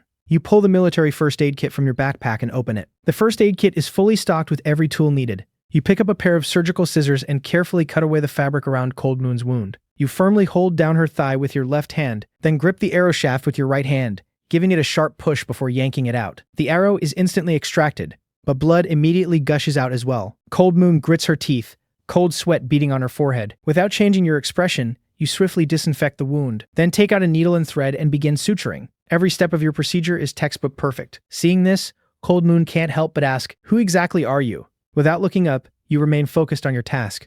Dragon Country contestant, Xiao Guo. My info is on the watch. Hearing this, Cold Moon doesn't ask any further. She can tell that you are unwilling to answer. Soon, the wound is fully sutured. Cold Moon says solemnly, I'll remember this favor. You pack up the first aid kit and stand up. As long as you're alive, Dragon Country has one more ray of hope. Right now, we are just 2 numbers on Dragon Country's survivor list. With that, you quickly begin clearing the battlefield, looting a tactical vest, a compound crossbow, and a full quiver of carbon fiber arrows. After packing the gear, you extend a hand toward Cold Moon. He will be back soon with reinforcements. We need to leave this place immediately. Hearing this, Cold Moon instantly grabs your hand, using your strength to stand up steadily. Where are we going? To find a new shelter and gather all the Dragon Country contestants. A new home where they can be safe. As you say this, your gaze shifts toward the distant mountain silhouettes. At this moment, deep within the forest, Kane is running frantically. The severe pain in his shoulder almost makes him pass out, but he doesn't dare to stop his pace at all. The scene from earlier constantly replays in Kane's mind. Fear instantly grips his heart, but it is quickly followed by humiliation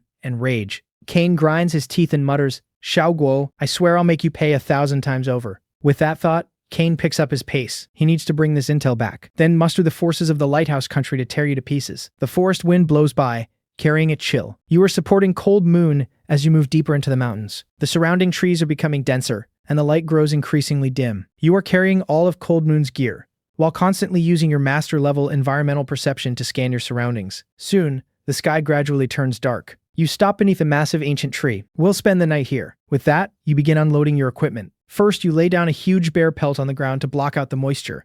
Next, you pull an array of weapons and tools from your backpack. And finally, a dazzling abundance of supplies. Cold Moon stares at the pile of items, utterly dumbfounded. She had considered herself Dragon Country's strongest contestant. Yet in front of you, it feels like she was merely playing house in the wilderness. Right now, you sort out all the items into specific categories. You place the weapons within immediate reach and divide the rest of the supplies into 3 separate backpacks, ensuring you are ready to relocate at a moment's notice. After doing all this, you pick up a mess tin and 2 canteens, and hand a flint and a dagger over to Cold Moon. Start a fire here to keep your body warm. I'm going to get some water and look for some food. Your wound needs to be cleaned with fresh water. Stay vigilant. Hearing this, Cold Moon takes the items and nods. You then turn around and disappear into the dim forest. After leaving the camp, you don't go far. Instead, you rely on your master-level environmental perception to survey the area. Soon, you pick up the faint sound of flowing water to the west. Thus, holding the mess tin and canteens, you immediately head west. About 10 minutes later, a clear stream appears before your eyes. You crouch down and scoop up some water, confirming there is no foul odor, before finally taking out your canteens to fill them up. At this moment, a buzzing sound catches your attention. You look toward the source of the sound, only to see a beehive hanging from a tree. A thought immediately crosses your mind. Honey can provide a lot of much-needed sugar. With that in mind, you swiftly scan your surroundings, locking your eyes on some clumps of mugwort and dry, dead branches. A plan instantly forms in your head. You walk over to the mugwort and pluck some leaves, then gather up a bunch of dry branches. After returning to your spot, you take out your flint. With a sharp click, the sparks land perfectly onto the dry branches. Instantly, a small flame flares up. You wait until the branches burn down to glowing red embers, before covering them with the mugwort leaves. A moment later, a plume of thick white smoke billows up. You quickly tear off a few large broadleaves to wrap around the burning mugwort, leaving only a small hole for the smoke to escape. In the Dragon Country broadcast studio, Chen Ye pushes up his glasses. Although the mugwort smoking method is highly effective, if you get the smoke density, fumigation time, or even the wind direction slightly wrong, it won't work at all. Yet Xiao Guo perfectly replicated this technique using the most primitive materials. On the screen, you are already approaching the beehive with your smoke torch. The thick smoke continuously wafts upward. The inside of the hive instantly goes into a frenzy. Countless wild bees swarm out of the hive and plunge straight into the thick smoke. They fall weakly to the ground like drunkards. Through it all, your expression remains completely unchanged. You patiently continue fumigating the hive at a steady pace. 5 minutes later, the buzzing from the hive completely subsides, leaving the golden honeycomb fully exposed in the open air. Seeing this, you immediately pull out your dagger and precisely slice off a huge chunk of the honeycomb, then carefully place it into your mess tin. At this moment, a line of cold text appears before your eyes. Detected that contestant Xiao Guo has obtained a rare resource, wild honey, triggering 10,000x quantity return. Rewards are currently being distributed. The notification flashes by briefly. You are not distracted by it. Instead, you gather your things and turn to leave. Right at that moment, your entire body suddenly tenses up. A surge of killing intent emanates from a nearby bush. A pair of eyes is locked dead on your back through the foliage. You slowly set down the canteens and mess tin. Your movements so gentle they don't make a single sound. Simultaneously, across countless regions in Dragon Country, massive wild beehives begin to appear out of thin air. Inside the Supreme Operations Command Center, phone calls are ringing nonstop. A total of 10,000 wild beehives have appeared nationwide. As the news breaks, all of Dragon Country goes wild. But in the broadcast studio, Chen Ye is staring intently at the screen. Xiao Guo's posture is off. He must have encountered something. At this moment, your muscles tighten as you stare at the bush.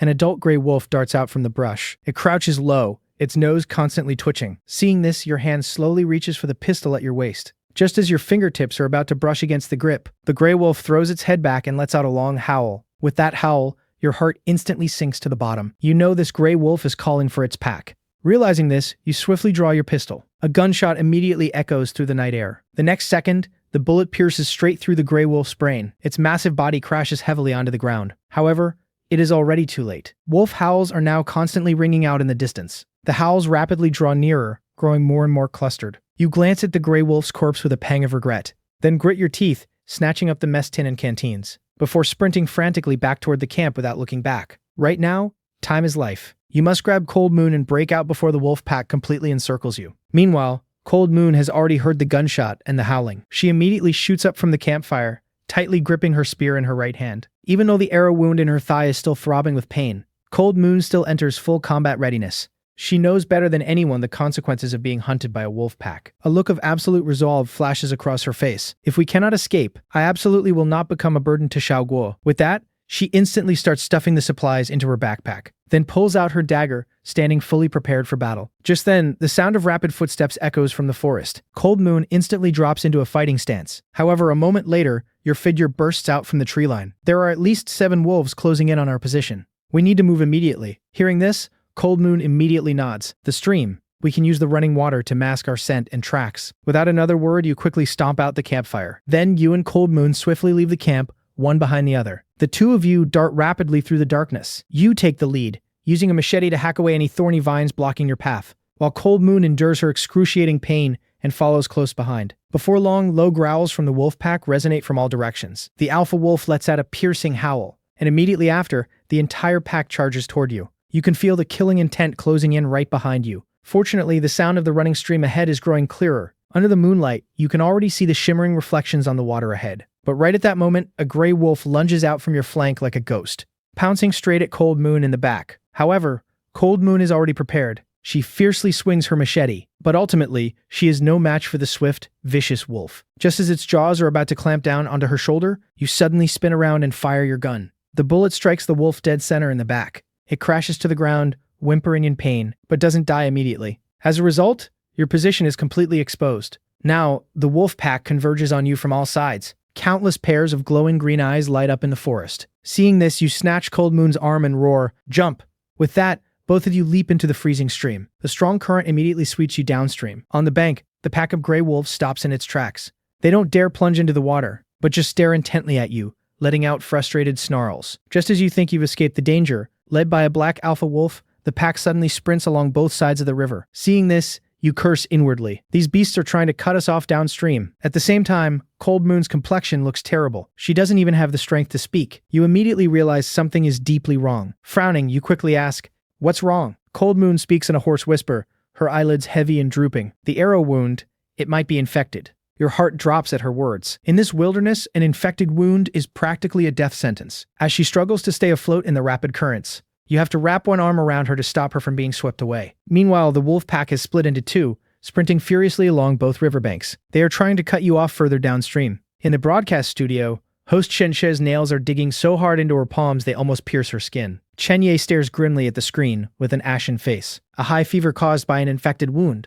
Without antibiotics, in a wilderness setting, the mortality rate is over 80%. Xiao Guo is now facing an incredibly tough decision. Amidst the rushing water, Cold Moon says with absolute resolve, "I'm dragging you down. Leave me. Head downstream and shake them off." But you merely grit your teeth and reply, "Save your breath, and do not fall asleep. If my life is threatened, I will abandon you." But that time is definitely not now. The next second, wolf howls echo from the banks. The wolves are still relentlessly pursuing, but Cold Moon's body is growing weaker by the second. You have no choice but to adjust your posture, carrying her in a cradle hold as you press forward. The stream is freezing cold, yet Cold Moon's body is burning up like a hot coal. You are acutely aware that her life is slowly slipping away. Worse still, the wolf pack has already circled ahead downstream. Seeing this, you set your jaw and sharply veer toward the bank. You have to find a chance to get ashore immediately. Otherwise, both of you are as good as dead anyway. Fortunately, under the moonlight you spot a relatively gentle shoal. You immediately swim toward it with every ounce of your strength. By now, Cold Moon has completely lost consciousness.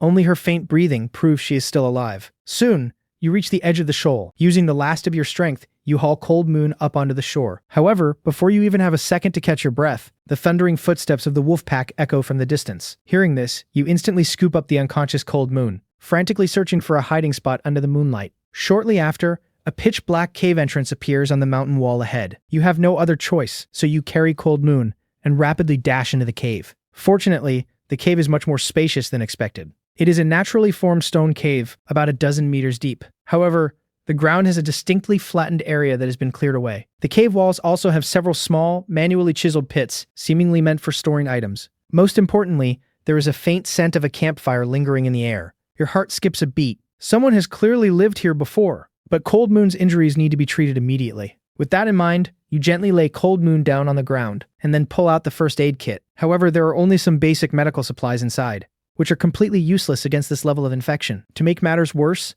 the howling of the wolf pack rings out from just outside the cave. You instinctively hold your breath, then raise your pistol, standing guard in front of Cold Moon. Moonlight casts a slant into the cave entrance. You can clearly see several dark shadows pacing around outside. Soon, a gray wolf cautiously approaches the entrance, its nose constantly twitching in the air, trying to pick up any suspicious scent. Suddenly, Lung Yue let out a faint sound due to body spasms. The next second, the gray wolf's ears instantly pricked up. Just as it was about to poke its head into the cave, the alpha wolf's call echoed from afar. Hearing this, the gray wolf hesitated for a moment before turning away. Seeing this, he let out a long sigh of relief. Soon after, the wolf pack's footsteps faded completely. Only then did you dare strike your flint to check the cave. Deep inside, you saw a simple stove built from stones, with some dry firewood piled next to it. In a small pit on the wall sat a rusty tin can. Opening it, you found some herbal scraps left inside. Just then, Lung Yu let out another painful groan. Hearing this, you immediately turned to check on her. Lung Yue's eyelids fluttered weakly. I'm so cold.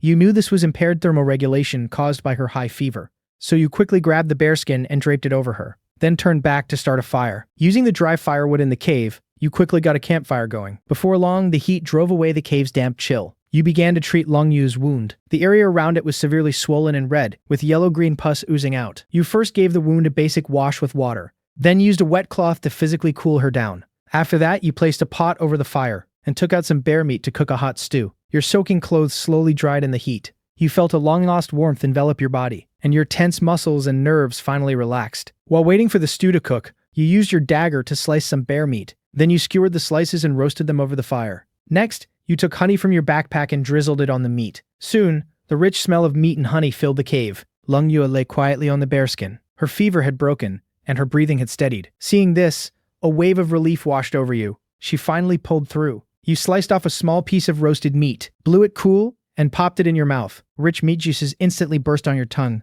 As you chewed, you pondered to yourself, I should be able to sign in tomorrow, right? According to the system's rules, you should get a new reward tomorrow. You wondered what it would be this time. You enjoyed a moment of peace in the warm cave, unaware that a storm-threatening dragon country was brewing. Countless eyes were glued to the ticking numbers on the live broadcast. Time until comms open, 5 hours and 12 minutes.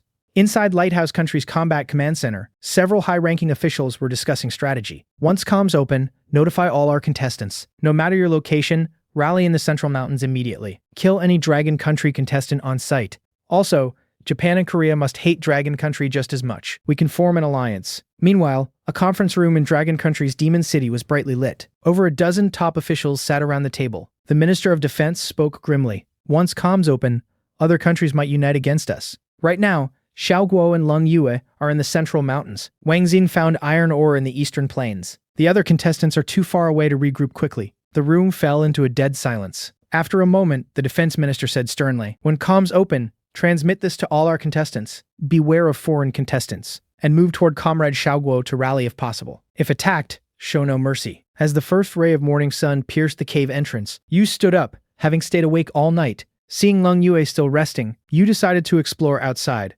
Outside, the wolf pack was nowhere to be seen. However, a patch of dark blood stained the ground nearby. Noticing this, you followed the blood trail and saw a torn backpack lying on the ground. You immediately realized it seemed some poor bastard drew the wolves' attention away from you yesterday. Thinking of this, you stepped forward and rummaged through the bag. Its contents were scattered everywhere.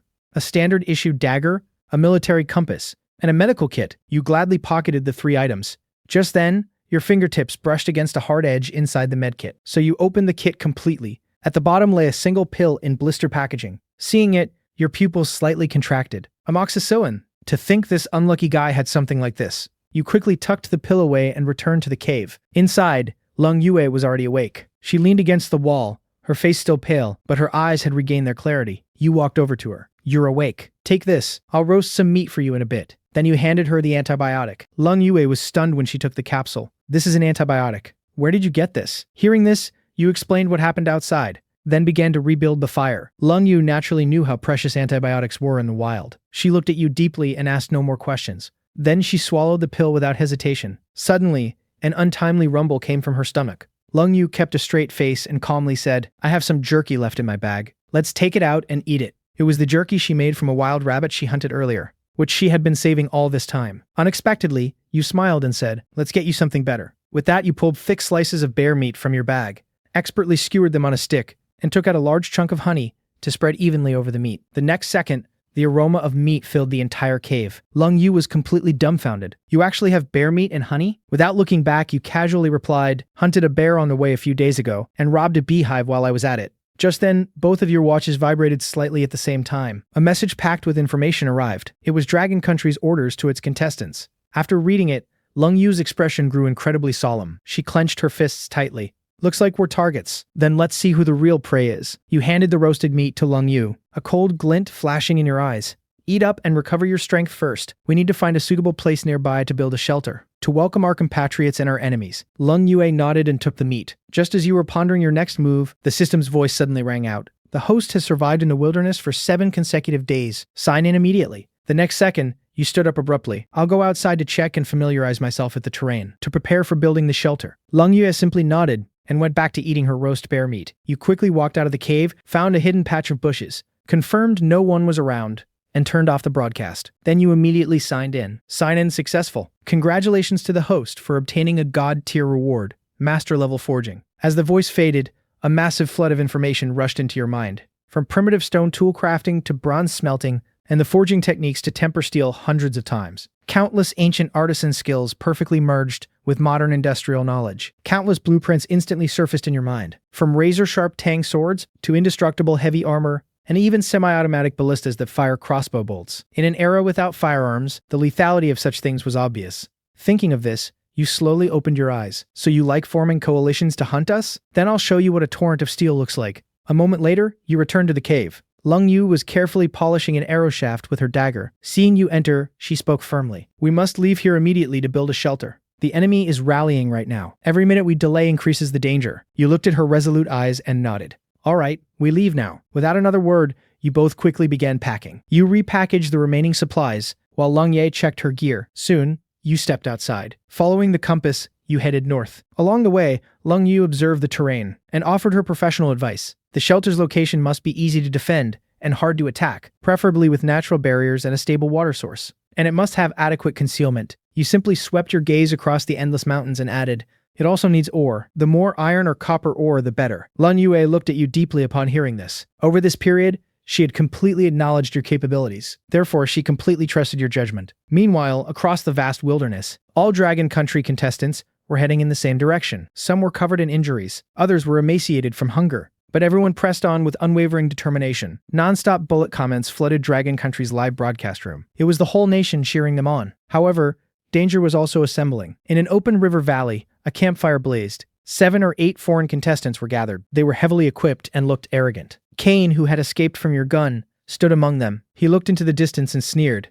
"Dragon Country is full of cowards who fear death. With just a little scheming, that Dragon Country guy we captured will obediently play the traitor, and we'll set up camp right here, waiting for your comrades to arrive." Back in the forest, you suddenly stopped in your tracks. Seeing this, Lung Yu immediately gripped her weapon alertly. "What's wrong?" You didn't answer, just slowly closed your eyes. Thanks to master-level forging, you gained a faint sense of the metallic ore distribution beneath the Earth's crust. The Earth felt like a giant vault filled with copper and iron. After a moment, you opened your eyes. Your gaze locked onto a steep peak to the southeast. Mist swirled halfway up the mountain, where a massive waterfall crashed down into a deep pool. The exposed rock on the mountainside gleamed dark red in the sunlight. You said calmly, "Found it." Lun Yu followed your gaze. "Won't that be too conspicuous?" But the corners of your mouth curved up. "Being conspicuous makes it easier for our compatriots to find. Not only is there endless drinking water, the surrounding forest provides nearly infinite fuel. Most importantly, there's a massive hematite vein there." Shock filled Lung Yu's eyes upon hearing this. Not just because of how crucial hematite was, but because she couldn't believe you spotted iron ore from miles away. But she didn't ask further. She just gave you a firm nod of agreement. In the live stream, comments flooded the entire screen, all expressing shock and excitement over your discovery of the hematite vein. In the broadcast studio, Chen Ye's face was red with excitement. That peak and waterfall provide infinite water and a natural barrier. And a shelter built in an area that size could hold thousands of people. They could even clear land for farming. On screen, you had arrived at the base of the peak. The mist from the waterfall blew against your faces, bringing a refreshing chill. It was a natural, crater-like valley. On the left was a steep 100-meter cliff, with the hanging waterfall. On the right, flat land with fertile black soil, covered in various shrubs and wild grass. And beyond the flat ground was an endless expanse of primeval forest. Seeing this, an unprecedented light burst from Lung Yu's eyes. "This is an absolutely perfect spot for a shelter. and there's only this one entrance. Saying that, Lung Yu walked up to the exposed rock wall and reached out, touching the rocks that gleamed with a dark red luster. The rock was hard and cold to the touch. Lung Yu used her dagger to scrape it forcefully. The next second, rust-colored stone dust fell away. It really was hematite. Lung Yue looked back at you, her eyes complex. You said, sounding slightly exhausted, "This should be our dragon country's home." With that, you dropped your heavy backpack, lay down on the grassy ground, and let out a long breath. Days of running and fighting had left you physically and mentally exhausted. Plus, you hadn't had a good night's sleep recently. Seeing this, Lung Yu said seriously, "Get a good sleep.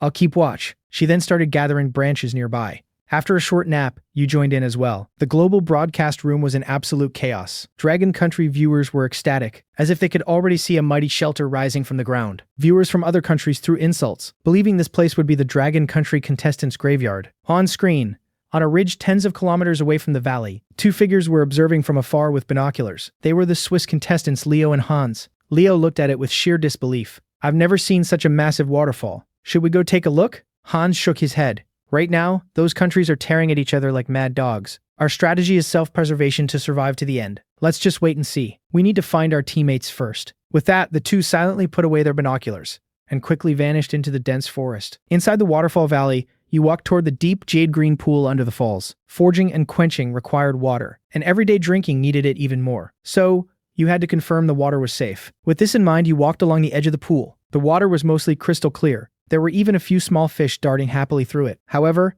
your brow furrowed slightly. It was too quiet. Such a large pool of water, yet no signs of large aquatic animals. You shifted your gaze to the seemingly bottomless center of the pool. The water there was a dark, gloomy green, and a faint aura of danger seemed to seep out from it. You reached out a finger to gently touch the water. Suddenly, an intense chill ran down your spine. You instantly pulled your hand back and retreated several steps. There was something at the bottom, and it was an extremely dangerous giant creature. You quickly analyzed the information your senses provided. This creature was a massive potential threat to the shelter, but it was also a pile of top-tier resources. Its hide, meat, and even bones could hold immense value. Triggering the 10,000x return would yield an incredibly massive harvest. Therefore, it had to be eliminated. Thinking of this, you turned and quickly walked over to Lung Yue. "There's a big guy in the pool. It's easily stronger than the bear I fought before." Lung Yue's pupils contracted. "We have to deal with it. Otherwise, this place will never be safe." Hearing this, you nodded, a fiery glint of battle intent flashing in your eyes. "The power of bows is drastically reduced in the water, so we need more specialized tools.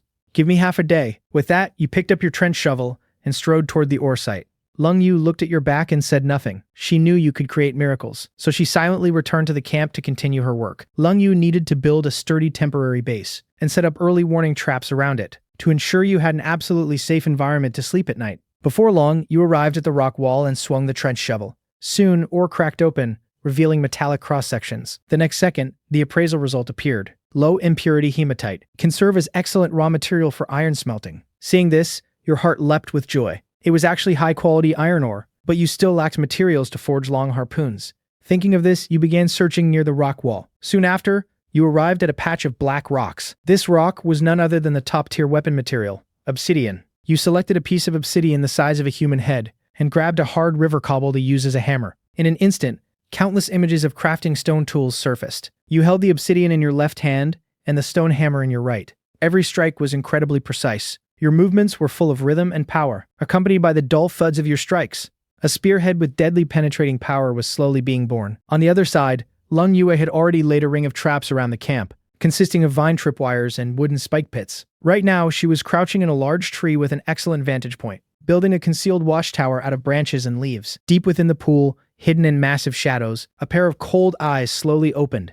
Time flew by as you worked with intense focus. As the setting sun painted the valley a golden yellow, you stopped your work, lying quietly before you were 3 brand new heavy javelins. They used straight, tough white ash wood for the shafts, and incredibly sharp obsidian for the spearheads. A sturdy rope was tied securely behind each spearhead, ensuring they could be recovered intact after being thrown. Right now, you shouted without looking back, "Lang Yue, bring the bear meat over." Lung Yue, who had been setting traps, walked over upon hearing this. Temperature fluctuations in the wild were erratic, and some of the bear meat had begun to spoil, making it perfect to use as bait. When Lung Yue saw the 3 javelins, her breath hitched for a moment. With just one glance, she could sense their lethal power. Suddenly, your voice broke her train of thought. "Throw a piece of bear meat into the pool. Toss the rest into the shallows near the shore. We're going to lay a trap." Hearing this, Lung Yu snapped back to reality and threw the bear meat out as instructed. The bloody bear meat sank into the water, sending ripples expanding outward. Without a word, you each gripped a javelin, standing a few meters from the pool's edge, waiting quietly. Minutes ticked by. Only the roar of the waterfall echoed in the valley. Lung Yue's hands gripping the javelin were slightly sweaty. Just then,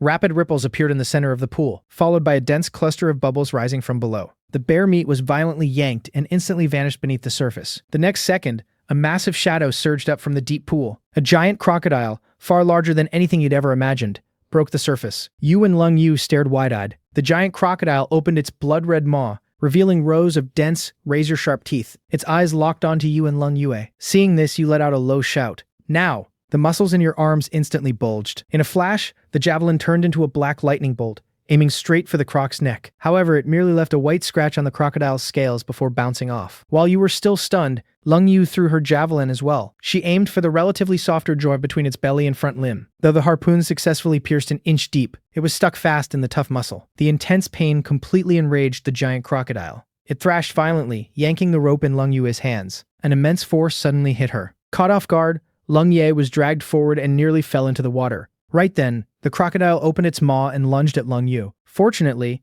Lung Yu was agile and quickly put distance between them. Missing its prey, the crocodile shook its head in frustration, and while it was distracted, you drew your handgun and fired. The bullet accurately struck the crocodile's left eye. Blood and murky fluid instantly burst out. The crocodile roared, rolling wildly on the shore. Seeing this, you raised a javelin high with all your might and drove it down hard. The javelin plunged through its eye socket and pierced its brain, but you didn't let go immediately. Instead, you viciously twisted the shaft. The next second, the crocodile let out a tragic howl. Its body went completely stiff, then flew into a frenzy. It whipped its massive tail, continuously thrashing against the shore. For a moment, mud and gravel were hurled into the air. Terrifying craters were smashed into the hard riverbank. Even Lung Yu was frightened by the sheer power and scrambled back. Right now, you were half-kneeling 10 meters away. That strike just now had nearly drained all your strength, but the giant crocodile was still thrashing on the ground. You quickly gripped your gun and observed vigilantly. It took a full 2 minutes before the crocodile's thrashing slowly weakened. The vicious glare in its slit pupils gradually faded away. This apex predator that ruled the deep pool finally lost all signs of life.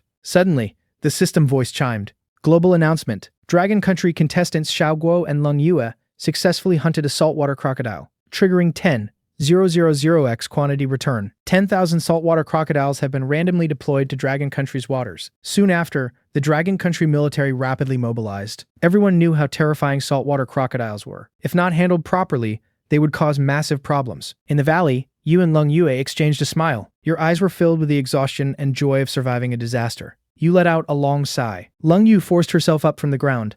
How do we get it back? Hearing this, you looked at the crocodile carcass, also stumped. This thing weighed at least a ton. Let's process it right here. Saying so, you walked a lap around the carcass. Tapping the trench shovel against its scales produced a dull thud.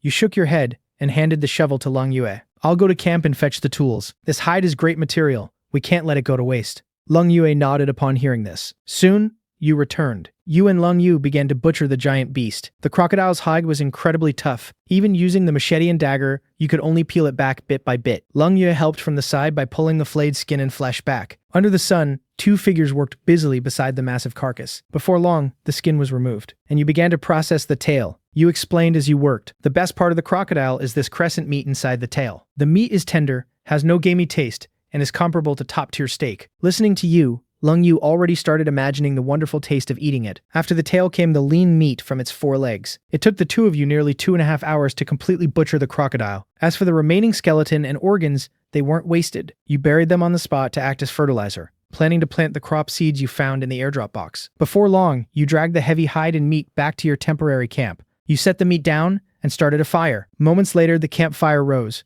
driving away the cold and bringing a sense of security. You whittled a branch sharp and skewered a large chunk of leg meat. Then you set the meat over the fire to roast. The fat sizzled under the high heat. Dripping into the flames, it stoked the fire higher. A rich, savory aroma instantly filled the air. While waiting, you set up the iron pot by the fire. You tossed in a few chunks of meat and added stream water. Lung Yue sat on the side, watching your busy figure, a smile unconsciously touching her lips. Soon, under the flames, the roast meat turned a mouth-watering golden yellow. You tore off a large piece and handed it to Lung Yu, while taking a piece for yourself to chew on. Eat up and get your strength back. After we eat, we'll sort our supplies. Get a good rest tonight. We have a lot to do tomorrow. Hearing this, Lung Yu immediately took it and dug in heartily. The crocodile meat was firm, chewy, yet incredibly tender, carrying a unique, fresh sweetness.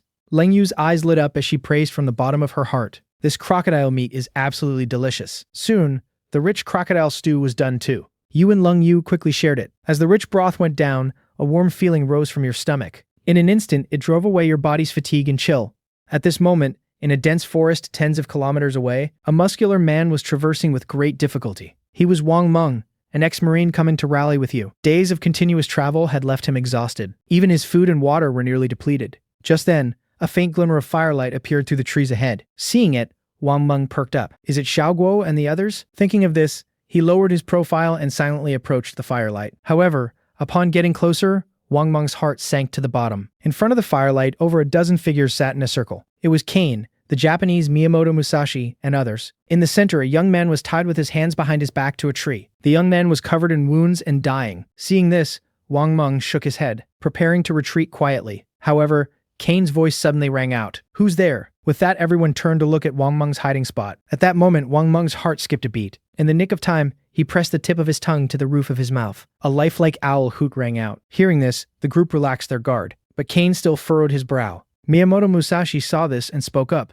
Overvigilance is a sign of cowardice. You should relax a bit, Kane-kun. After all, we have so many people here. Miyamoto's disdain made Kane drop his suspicion. Only then did Wang Meng successfully escape. In the darkness, Wang Meng constantly reoriented himself, finally sprinting toward the central mountains mentioned in the message. His eyes were incredibly determined. Xiao Guo, Leng Yu, you guys better wait for me. Meanwhile, in the waterfall valley, the campfire crackled. You and Leng Yu were taking inventory of your supplies. Before you, the massive saltwater crocodile hide lay flat on the ground. The dark green scales were as hard as iron.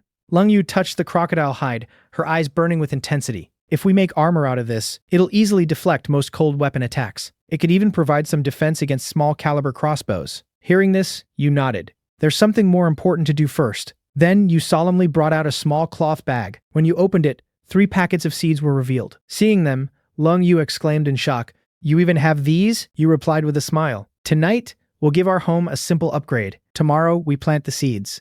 With that, you and Leng Ye quickly got to work. You draped a thermal blanket over the shed roof. Then you swung the trench shovel to dig out dirt. 10 minutes later, a flat, shallow pit was formed. You filled the pit with gathered dry grass and leaves. Finally, you and Leng Yu spread the massive bearskin over it. And with that, a brand new shelter appeared before your eyes. From the outside, it just looked like an unremarkable grass hut. But inside, it was a different world. As the two of you crawled in, the cold outside was instantly sealed off. The warmth and softness of the bearskin made Leng Yu exclaim excitedly. It's so comfortable. You nodded in satisfaction and casually tossed some firewood into the fire. I'll take the first watch, you sleep first. Leng Yu didn't refuse. She leaned against the warm wall and fell into a deep sleep. However, a new problem soon arrived. Several black mosquitoes hovered around like ghosts. Frowning, you constantly waved your hand to fan them away. It took half an hour just to drive some of the mosquitoes out of the shelter. I need to find something to repel bugs tomorrow. Outside the shelter, the sound of water flowed constantly. But in your mind, you were planning around that massive iron ore. Countless forging blueprints and manufacturing plans took shape in your head. Just 2 people was still too slow. You hoped a few more compatriots would show up soon. In the second half of the night,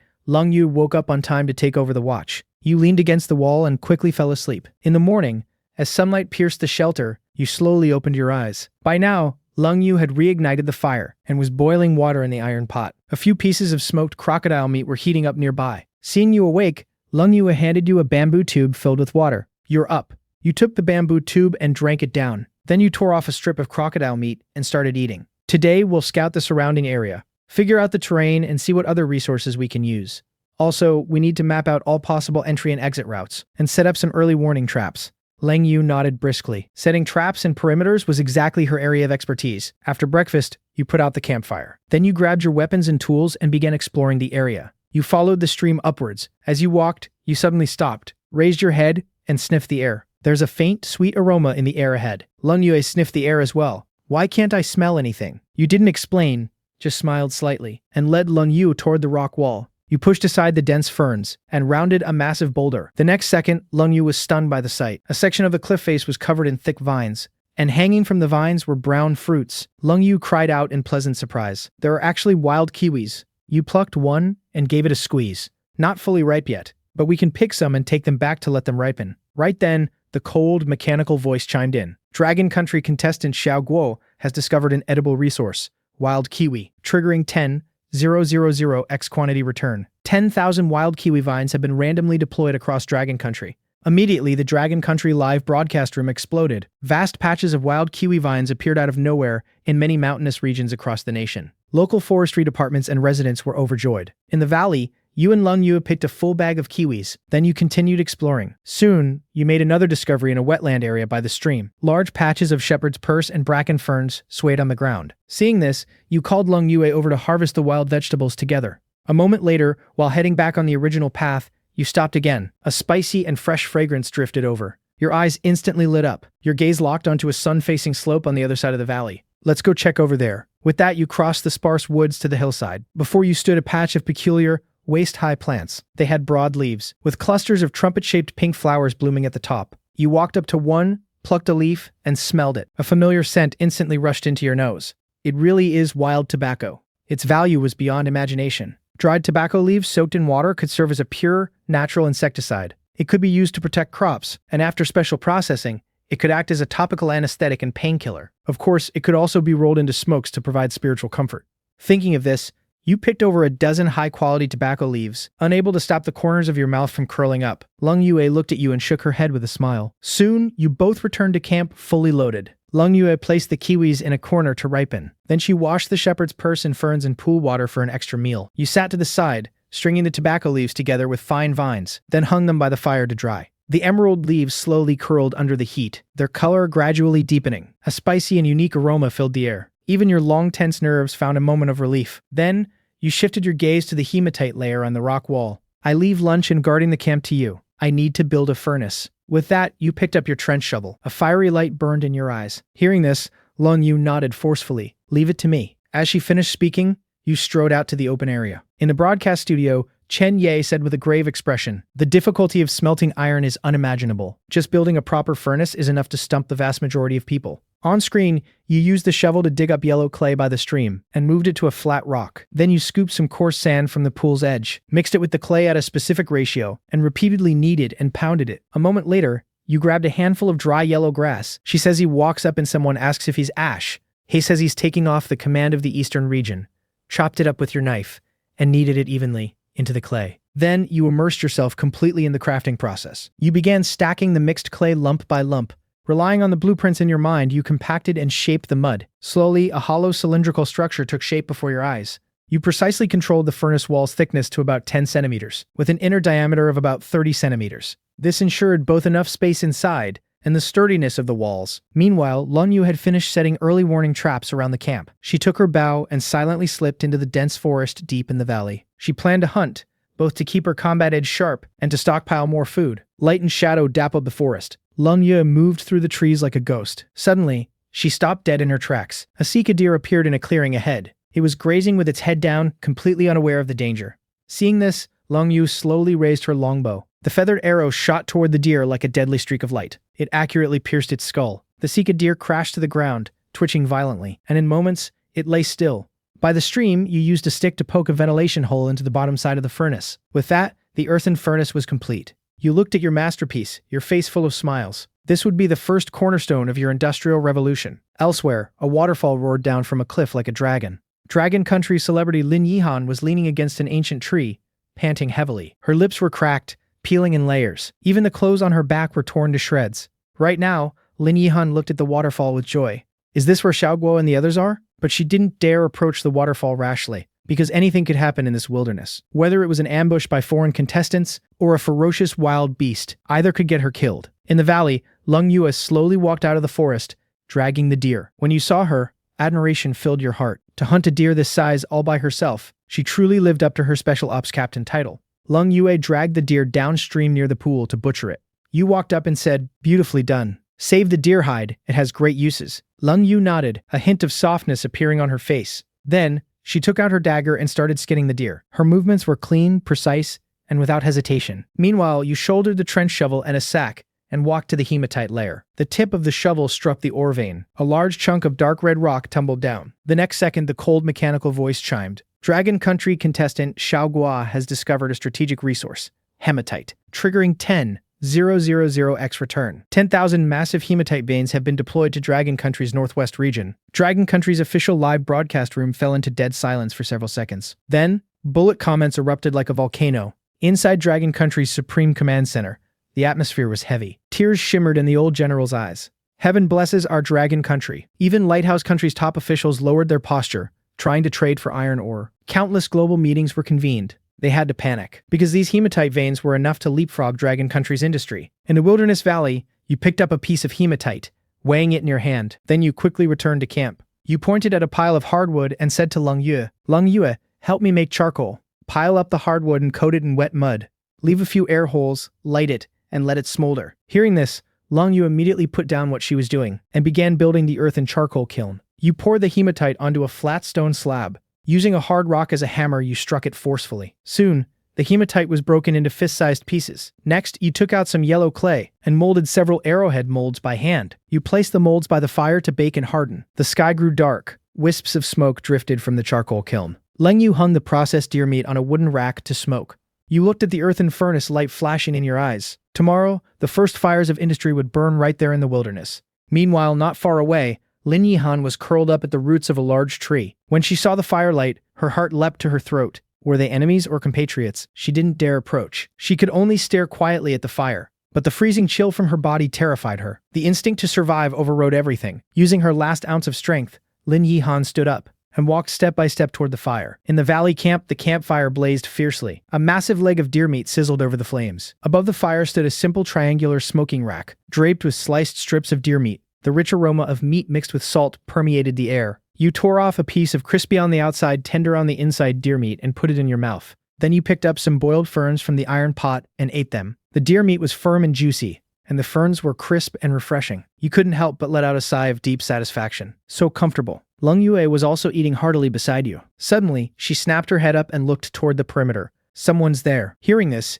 you quickly grabbed a javelin. You picked up your longbow, knocked an arrow, and aimed into the darkness at the camp's edge. You have 3 seconds to walk out yourself, or you stay out there forever. At your words, Lin Yihan walked out of the darkness, trembling. I'm a Dragon Country contestant. Don't shoot. Lin Yihan held her hands high to show she meant no harm. Her body shook violently from weakness and fear. Seeing this, you gave Lung Yue a look. Lung Yue understood and slowly stepped forward with her javelin raised. She walked up to Lin Yihan and quickly patted her down. Confirming there were no hidden weapons, she spoke coldly. Name and ID number. Lin Yihan, Dragon Country number 58. Lin Yihan tapped her watch as she answered. The screen displayed the ID and name exactly as she said. Only then did Lun Yue lower her javelin and nod at you. Seeing this, you slowly lowered your bow. How did you find this place? Lin Yihan was about to speak, but her gaze involuntarily locked onto the roast deer leg. Her stomach rumbled loudly. Lung Yu didn't say another word. She turned, wrapped a piece of roast meat in a broad leaf, and handed it over.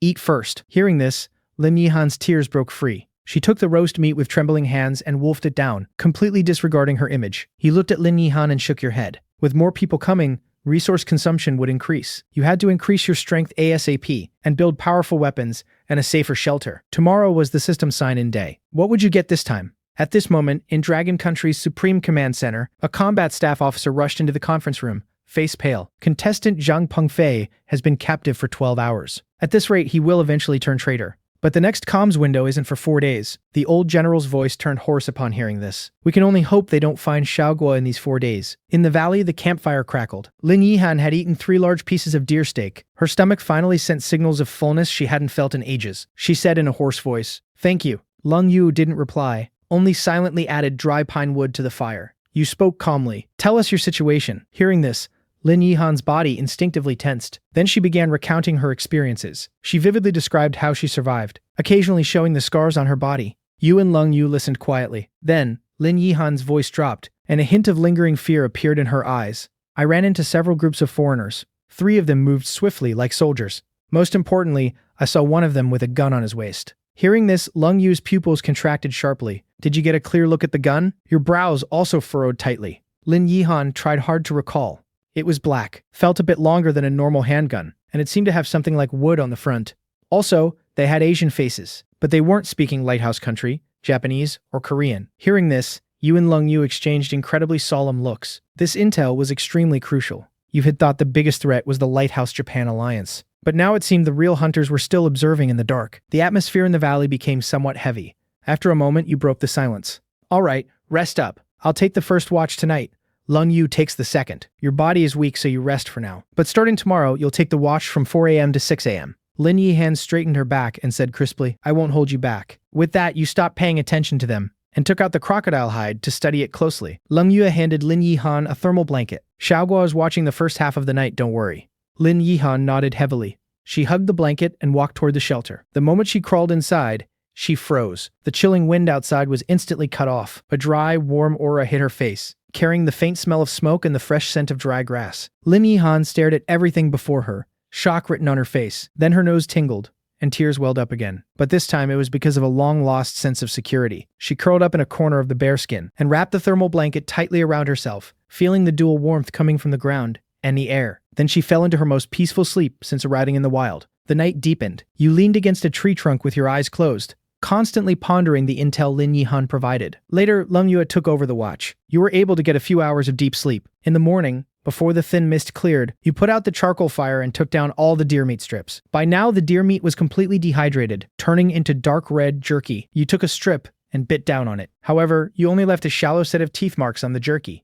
You rubbed your jaw, grimacing. Why is it so hard? You took out your dagger and sliced off a small piece, then popped it into your mouth to taste it carefully. The meat was firm and very chewy. It was perfect marching rations. It would taste much better boiled in soup. With this much jerky, there was enough to last you over half a month. Lin Yihan had woken up by now. Her mouth watered at the sight of the jerky. Is there anything I can help with today? Hearing this, you immediately assigned tasks. Leng Yu, take her to familiarize herself with the valley. Make sure she memorizes where the traps are laid. Then take her to chop some wrist-thick trees. We need to upgrade the shelter and gather more dry wood for fuel on the way back. Leng Yu nodded upon hearing this. Lin Yihan straightened up and replied forcefully, I'll do my best. Soon, the two disappeared into the woods with machetes and ropes. Seeing this, you calmly commanded, Close broadcast. Sign in. You have survived consecutively in the wilderness and meet the sign-in conditions. This sign-in reward is physique enhancement. Base physical attributes will receive a massive, comprehensive, and permanent boost. The next second, a scalding warmth exploded from your heart, violently washing through your limbs and bones.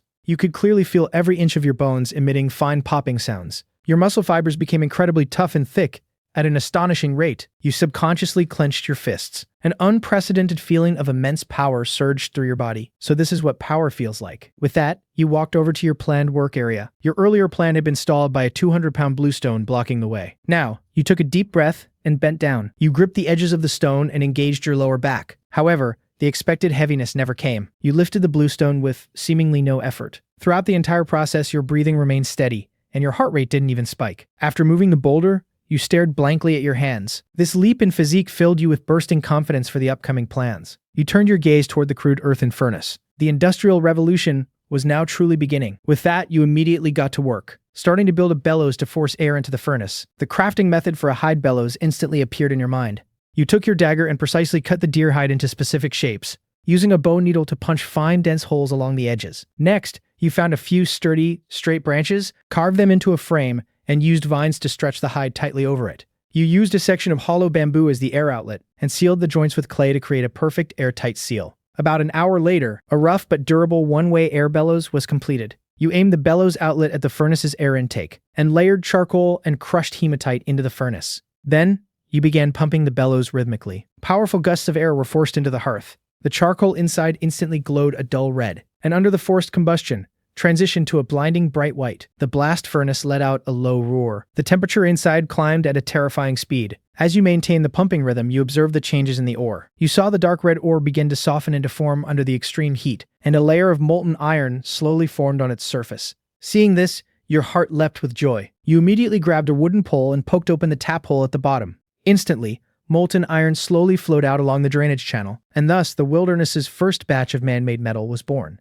You quickly poured the molten iron into the neatly arranged arrowhead molds. The molten iron hit the molds with a harsh sizzle as white steam billowed upwards. Soon, the final mold was filled. You used a stick to pick up the cooling molds and toss them into the pool. The next second, a massive burst of steam exploded outward. Once the molds were completely cooled, you fished them out and smashed them against a rock. The charred clay shells cracked open, revealing diamond-shaped, barbed arrowheads. At this moment, you seemed to envision a Dragon Country team armed with steel. Just then, the broadcast offline countdown reached 0, and the live stream was forced back on. The chat was instantly flooded with bullet comments. Countless praises and expressions of shock filled the screen. Suddenly, a crisp shout came from the screen. Brother Guo, we made a huge discovery. We found a newborn calf in the bushes. There were also claw marks from a large feline nearby. Hearing this, your eyes lit up. We're having roast whole calf for dinner." As you spoke, the image of a crispy golden roasted calf appeared in your mind, but Lung Yue sighed and said, "I knew you'd want to eat the calf. This little guy is a strategic resource. If we raise it,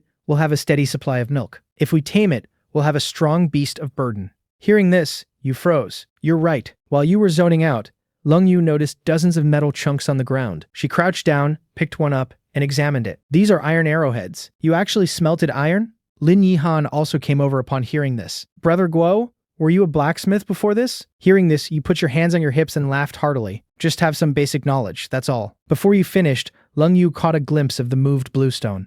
An absurd thought popped into her mind. Did Xiao Guo move that by himself? But your voice interrupted her thoughts. "Let's go save the calf first." Soon, you arrived at the bushes. An incredibly weak mooing sound came from inside. Lung Yu pushed aside the branches and leaves. A young calf was stumbling, struggling to stand. A pair of clear but bewildered big eyes looked at you. Its thin legs were trembling, collapsing weakly over and over. Seeing this, you crouched down and carefully checked it. You found no visible wounds on the calf, so you gently rubbed the back of your hand against its forehead. Unexpectedly, the calf nuzzled its head right into your palm. You simply picked the whole calf up in your arms. "Let's go. We're taking you home." Soon after returning to camp, you made a simple halter out of soft vines and securely tied the calf under a tree. Then you laid out a thick bed of dry grass. The calf quickly lay down and curled up into a ball. Right then, Lin Yihan's stomach let out a gurgle. At the same time, a look of discomfort appeared on her face. Seeing this, you instantly understood. "Looks like we need to build an outhouse. With more people, going anywhere isn't an option." Thinking of this, you gave an order. "Chop a few more trees. Once the shelter is reinforced, we'll build a toilet." Hearing this,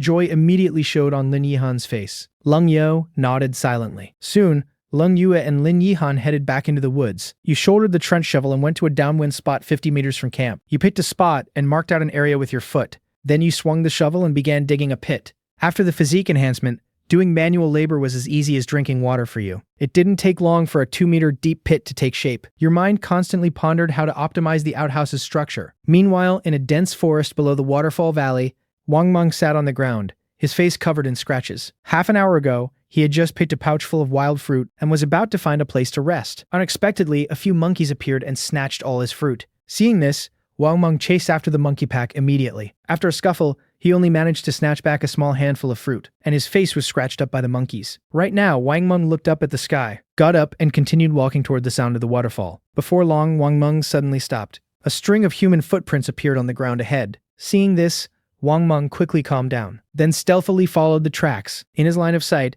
a Japanese man had his back to him, relieving himself against a tree. Seeing this, Wang Meng's pupils contracted sharply. His right hand gripped the machete at his waist. "Your good days are over." The next second, Wang Meng rushed forward, covering the Japanese man's mouth and nose. Then he gripped the machete tightly and brought it down hard. Before the Japanese man could react, he was killed. Only then did Wang Meng get a clear look at his face. It was a member of that multinational squad from before. Seeing this, Wang Meng didn't hesitate at all. He turned and sprinted madly toward the dense forest on the other side. Almost simultaneously, Miyamoto Musashi came looking for his teammate who hadn't returned. However, he saw the scene before him. "Enemy attack! Men, follow me." With that, Miyamoto grabbed his longbow and chased after the footprints. The other contestants also drew their bows and followed. In an instant, over a dozen arrows were fired into the jungle. Wang Meng constantly weaved through the complex terrain. However, one sharp arrow still grazed the left side of his waist. Wang Meng grunted in pain and quickened his pace. At this moment, Kane called out to stop the group. Looking in the direction Wang Meng vanished, he said coldly, "An injured rabbit will only run desperately back to its burrow. As long as we follow him, we'll find the whole burrow of rabbits." Hearing this, Miyamoto Musashi lowered his longbow. "I will definitely twist off his head with my own hands." In the distance, Wang Meng clutched his wound, running wildly through the forest. He kept running toward the source of the waterfall sound. At this moment, it was a different scene inside the valley. Lung Yu hammered a wooden stake hard into the ground, then packed it tight with stones and clay. Lin Yihan was beside her, securely lashing the stakes together with vines. As the final stake was secured, an outhouse enclosure began to take shape. You looked at this masterpiece and nodded in satisfaction. "We don't have enough materials for a roof right now.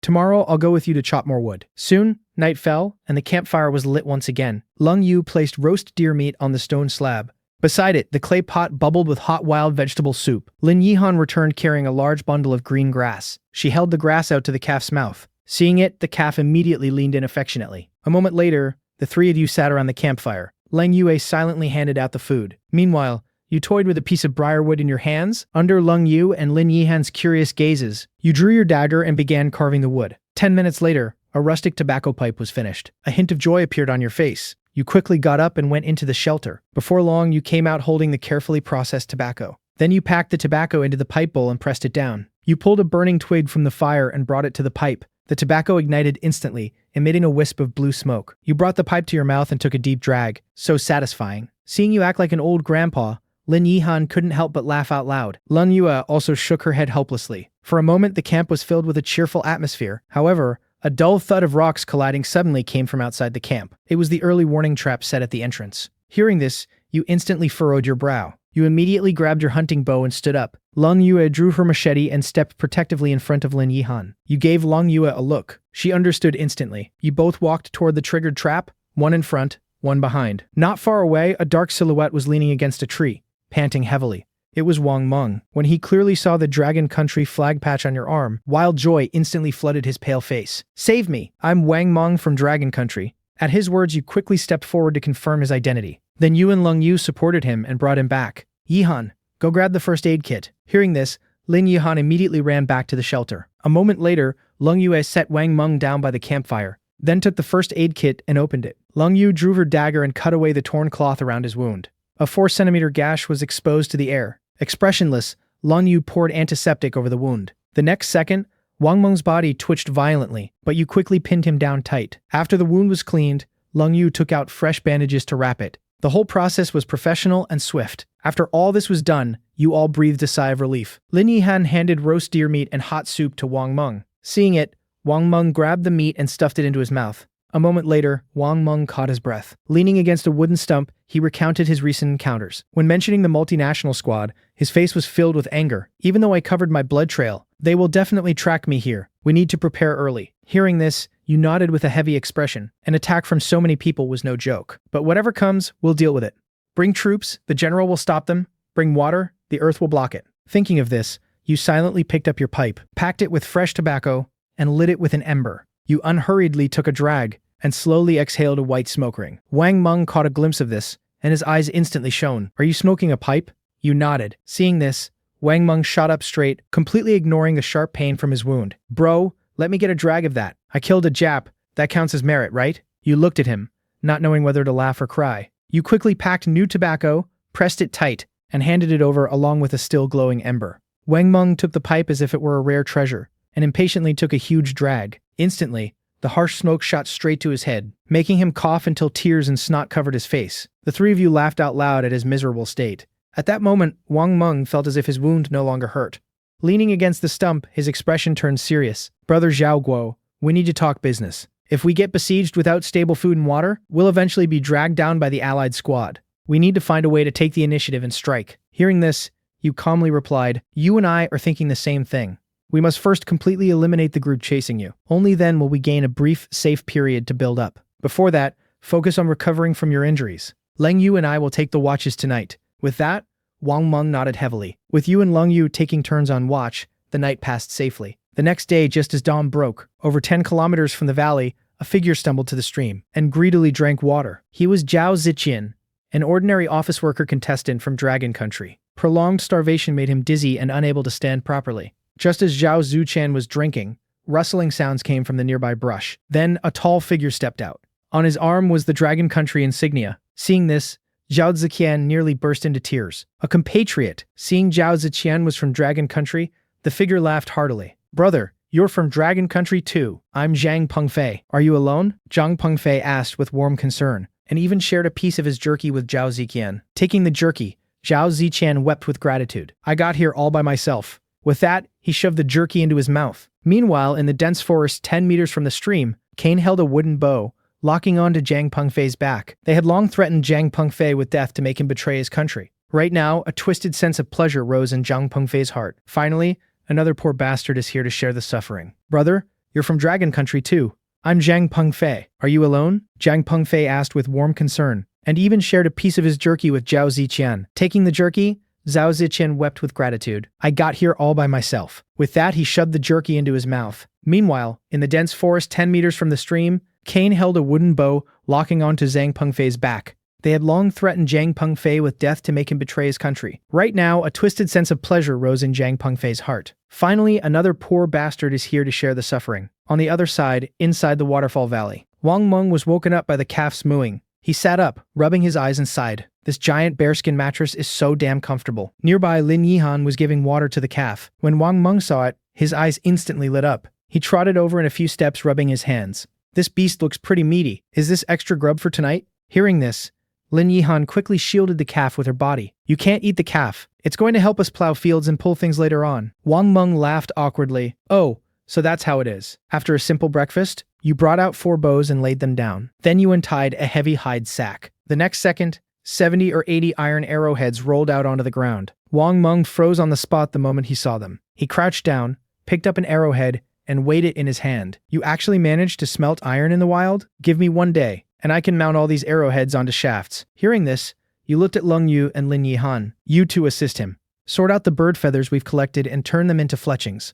Also, look after Dun Dun and the camp's fire. At your words, the two nodded heavily. You turned and walked toward the massive crocodile hide. I'll go make us some life-saving armor. Moments later, the entire camp transformed into a highly efficient workshop. Wang Meng and Leng Yue sat beside a large boulder. The iron arrowheads were piled on the stone. Wang Meng was responsible for using coarse sand to roughly grind them. Leng Yu handled the fine processing, grinding the arrowheads to razor-sharp points. Meanwhile, Lin Yihan shuttled back and forth among the group. She handed whittled arrow shafts to Leng Yue, then trotted over to give the calf some grass, before rushing back to tend the campfire. Simultaneously, Zhang Pengfei was leading Zhao Ziqian deeper into the dense forest. Our camp is just up ahead. There's a lot of us and plenty of food and water. It's totally safe. Hearing this, Zhao Ziqian's eyes grew moist. After surviving alone in the wild for so long, he finally found his group. However, passing through the forest, the scene before him left Zhao Ziqian stunned. In the camp stood 7 or 8 figures of varying skin colors. Their eyes were alert, holding various weapons. It was the foreign allied squad. At that moment, Zhao Ziqian's mind went completely blank. But Zhang Pengfei ran over to Kane with a sycophantic smile. Mr. Kane, I brought someone. Hearing this, Zhao Ziqian's heart completely died. Long-term starvation left him without even the strength to run. He could only roar in despair. Zhang Pengfei, you son of a bitch traitor. Kane looked at the scene with a cold smirk on his face. Miyamoto Musashi stepped forward and punched Zhao Ziqian in the stomach. The next second, Zhao Ziqian crumpled to the ground. What followed was continuous beatings from the group, while Zhang Pengfei hid behind them, taking pleasure in his misfortune. In Dragon Country's official live broadcast room, the atmosphere dropped to freezing point. The bullet comments were thoroughly ignited by flames of fury. The hearts of over 1 billion Dragon Country viewers twisted in agony. They could only helplessly watch their compatriot get savagely beaten. But in Lighthouse Country's command center, the mood was exactly the opposite. A hint of greed flashed in the Lighthouse Country general's eyes. Wait for Kane to capture Xiaoguo alive, and Dragon Country's destiny will be ours. Currently, you knew nothing of all this. In the valley, Wang Meng finished grinding the last arrowhead and tossed it into the hide sack. He looked at the heavy sack and laughed heartily. At this time, you stood up and shouted to the group, "Stop what you're doing. Everyone turn off broadcasts. We're testing weapons." Hearing this, the 3 quickly put their things down and gathered. Soon after, you all arrived at a clearing. Wang Meng propped a thick log against a rock to serve as a target. Then Leng Yue took an iron-tipped arrow and knocked it on her bowstring. She forcefully drew the bow to the full and released. With a low thud, the arrow instantly pierced through the log's hard outer layer. Wang Meng's eyes went wide. This power is on a completely different level than wooden arrows. If this hit a person, it would go straight through. Even Leng Yue's eyes flashed with satisfaction. The penetrating power of the iron arrowheads exceeded her expectations. Right then, you brought out 4 sets of scale armor. They were made from the hardest scaly hide from the crocodile's back. The dark green scales reflected a cold luster in the sunlight. You handed the armor out to each of them. Wear this, and your survival rate will skyrocket. The 3 smiled and nodded upon hearing this. Wang Meng couldn't wait to slip the scale armor on. He forcefully thumped his chest. The scale armor let out a dull bang. With this thickness and hardness, it's basically a mini bulletproof vest. Soon, everyone was fully geared up. You looked at your completely transformed team and slipped the last iron arrow into your quiver. Now it's our turn to be the hunters. Let's play sparrow warfare. When the enemy advances, we retreat. When they camp, we harass. Once they're easily spooked like birds in a cage, we find an opening and strike a fatal blow. Wang Meng and Leng Yue nodded heavily. They completely agreed with your tactics. Once the plan was set, the 4 immediately took action.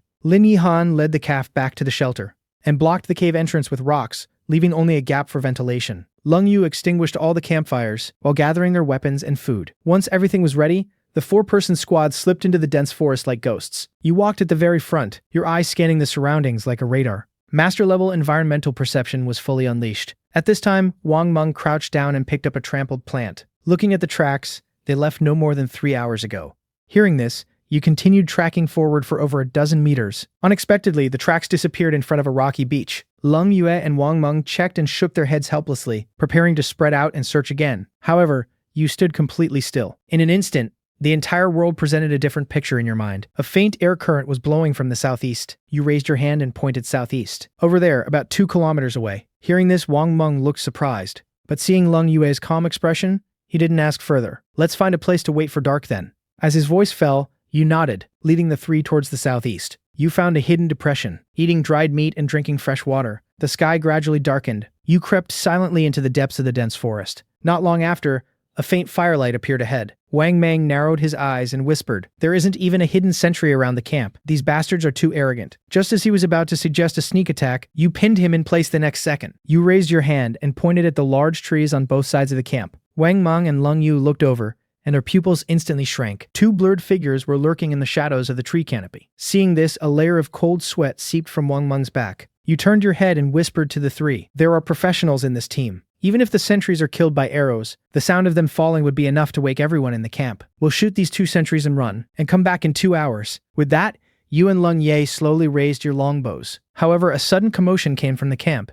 A tall figure threw someone out of the camp's shack. Seeing this, you narrowed your eyes and stared at the figure slumped on the ground. Under the firelight, the Dragon Country emblem was faintly visible. You immediately said, "It's someone from our Dragon Country." As soon as this was said, the group fell silent. If we shoot the sentries, the enemy, in their anger, will likely kill our compatriot. The current situation put you in a dilemma. Everyone's gaze converged on you. Your brain worked at lightning speed. Countless plans flashed through your mind, only to be rejected. Suddenly, a flash of inspiration hit you. You looked at Wang Meng with a sly smile. "I remember you were attacked by a troop of monkeys when you came here." Hearing this, Wang Meng was momentarily stunned. Then a terrifying glint erupted in his eyes. "You're wicked, kid." With the plan set, you immediately took action. Soon, relying on his memory, Wang Meng led you back to the monkey forest. He took out several kiwis from his animal skin bag. Then he swaggered to a clearing at the edge of the forest. Wang Meng used a dagger to peel the kiwi, exposing the flesh. Instantly, a fresh aroma spread through the air. Not long after, faint rustling came from the surrounding bushes. Several pairs of eyes lit up in the darkness, staring intently at the kiwis beside Wang Meng. A bold monkey swiftly charged at Wang Meng. Unexpectedly, Wang Meng tensed his muscles and struck instantly. The next second, the monkey was grabbed in his hands. Seeing this, you stepped forward with vine ropes. In just a moment, the monkey was tied up. At this, the monkey troop exploded in chaos. Over a dozen monkeys sprang out from all directions. Seeing this, you became excited. Perfect timing. The monkey troop's attacks swarmed in. However, protected by scale armor, the 4 of you remained unscathed. In no time, 6 or 7 monkeys were captured. You tied them up tightly. Seeing the bad situation, the remaining monkeys quickly fled back into the forest. He then signaled the 3 to leave. On the way, you said to Lin Yihan, "I'll need you to do something later. Be bold and just do it. I believe in you. If the plan fails, I still have a backup." Hearing this, a surge of panic and fear rose in Lin Yihan. But looking at your confident eyes, she also became resolute. "I understand." Around 3 a.m., you arrived at a gentle slope on the outskirts of Kane's camp. Inside the camp, the 2 sentries in the trees were still on high alert, while the rest were fast asleep. Seeing this, you immediately ordered the action to begin. Wang Meng and Lung Yue untied the vine ropes on the monkeys. Lin Yihan quietly slipped away. Once freed from their bindings, the 7 monkeys began to struggle violently. With quick reflexes, Wang Meng hurled them towards the camp. Instantly, the camp devolved into absolute chaos. The mingled cries of humans and monkeys spread out. Hearing the noise, Kane walked out gripping a dagger and scanned the surroundings. The next second, a monkey lunged at his face. For a time, the camp was turned upside down. No one noticed the anomaly in the trees. 2 iron-tipped arrows pierced the night sky. The 2 sentries had their throats pierced by the arrows almost simultaneously. They tumbled from the trees without making a single sound. At this moment, a monkey with its bloody maw wide open charged straight at Miyamoto Musashi. Seeing this, Miyamoto Musashi's eyes turned cold. The longsword at his waist was drawn in a flash. The monkey's head fell to the ground. Seeing this, the other monkeys went even more insane. Amidst the chaos, 3 arrows were fired silently from the darkness. Immediately after, 3 figures fell to the ground. Only then did Kane realize something was wrong. He immediately roared, "Miyamoto, get over here. Enemy attack." Hearing this, Miyamoto Musashi quickly ran to Kane's side. The remaining 2 people also hurriedly gathered around. The 4 looked around vigilantly. Suddenly, an arrow flew through, and one of the enemy's subordinates instantly collapsed. But because of this, Kane also discovered your position. He raised his bow, aimed at you, and fired. Seeing this, the remaining 3 also launched attacks. 3 arrows whistled out. You quickly lowered your bodies to dodge while running to the other side. The firefight continued. Soon, Kane noticed something wasn't right. You were always able to attack with precision the moment they prepared to return fire, forcing them to dodge miserably. Thinking of this, A trace of malice flashed in Kane's eyes. "You two hold off the enemy. I'll go get the hostage." As his voice fell, the three quickly scattered. A moment later, your brow furrowed slightly. In your perception, a figure was crawling out of a shack at the edge of the camp. Using both hands and feet, he scrambled into the dense forest in the opposite direction. Then he fled frantically, stumbling and crawling. You were puzzled. Who would run away at a time like this? In the distance, moonlight filtered through the gaps in the leaves, revealing a fleeing figure. It was exactly Jiang Pengfei. While the camp was engulfed in a life-or-death brawl, he escaped amidst the chaos. Regardless of whose hands he fell into, it would be a dead end for him. Therefore, he had to flee. Jiang Pengfei desperately comforted himself, while quickening his pace towards the depths of the dense forest. The battle inside the camp grew increasingly fierce. Another subordinate of the joint squad was pierced by an iron arrow. Seeing this scene, Miyamoto Musashi gritted his teeth. Then he suddenly drew the longsword from his waist. "I'll fight you to the death." However, at this moment, Kane walked out dragging Zhao Ziqian. "You Dragon Country scum, get the hell out here, or else I'll slit his throat." The battlefield instantly fell silent. You narrowed your eyes in the darkness. Meanwhile, Lin Yihan slowly approached from the rear of the camp according to the plan. At this time, Kane began to count down. 3, 2, 1. The next second, your figure slowly emerged from the darkness. Holding a dagger in your hand, you said with a calm expression, "I'm out. What now?" Seeing this, a cruel smile appeared on Kane's face. "Drop your weapons and tell your companions to get out here too. Kneel on the ground with your hands behind your heads. Otherwise, you know what will happen." Saying this, Kane tightened his grip on the dagger, pressing it against Zhao Ziqian's neck. Seeing this, you shouted loudly, "Fine. Leng Yu, Wang Meng, come out." You then tossed the dagger at your feet. Leng Ye and Wang Meng immediately understood, and slowly walked out, feigning a look of unwillingness and anger. At this moment, the smile on Kane's face grew even wider. "I'm going to tie you up and trade you to Dragon Country for resources. Hand over your pistol." Hearing this, the corners of your mouth curled up into a smirk. "I don't have the pistol." Hearing this, Kane was stunned for a moment. "Where is it?" As his voice fell, Lin Yihan's figure appeared behind Kane. She gripped the pistol tightly, aiming at the back of Kane's heart. "It's with me." Only a crisp gunshot was heard. Blood instantly bloomed from Kane's chest. His eyes were filled with absurdity and indignation. Then his whole body fell backward. Miyamoto Musashi was still immersed in shock. The next second, you snatched the dagger from the ground and took a large stride forward, pouncing straight at the stunned Miyamoto Musashi. A glint of cold steel sliced through the night sky. Miyamoto Musashi collapsed to the ground, blood spurting from his neck. At this time, Lin Yihan slumped to the ground, panting heavily. You smiled, walked up to her, and said, "Beautifully done." Hearing this, Lin Yihan looked up at your smiling face. The fear in her heart instantly faded away. Just then, a cold mechanical voice echoed. "The number of Wa Country contestants killed has exceeded 10. National Fortune Punishment Mechanism activated. All citizens of Wa Country suffer a -1 decrease in constitution." Meanwhile, the faces of all the higher-ups in the Wa Country Command Center turned pale. His answer is asking, "What is actually happening?" A moment later, the mechanical voice sounded again. "Dragon Country is the primary killing faction. National Fortune Evaluation Mechanism triggered. All citizens of Dragon Country receive an increase in constitution. This reward does not apply to the participating contestants." In an instant, the entire Dragon Country completely boiled over with excitement. Countless citizens felt the changes in their bodies, as if a warm current surged from their limbs and bones, instantly washing away all illnesses and fatigue. At this moment, everyone was cheering and applauding for your team. In the wilderness, your faces were also filled with joy and pride. A fiery confidence ignited in your eyes. This is only the first step.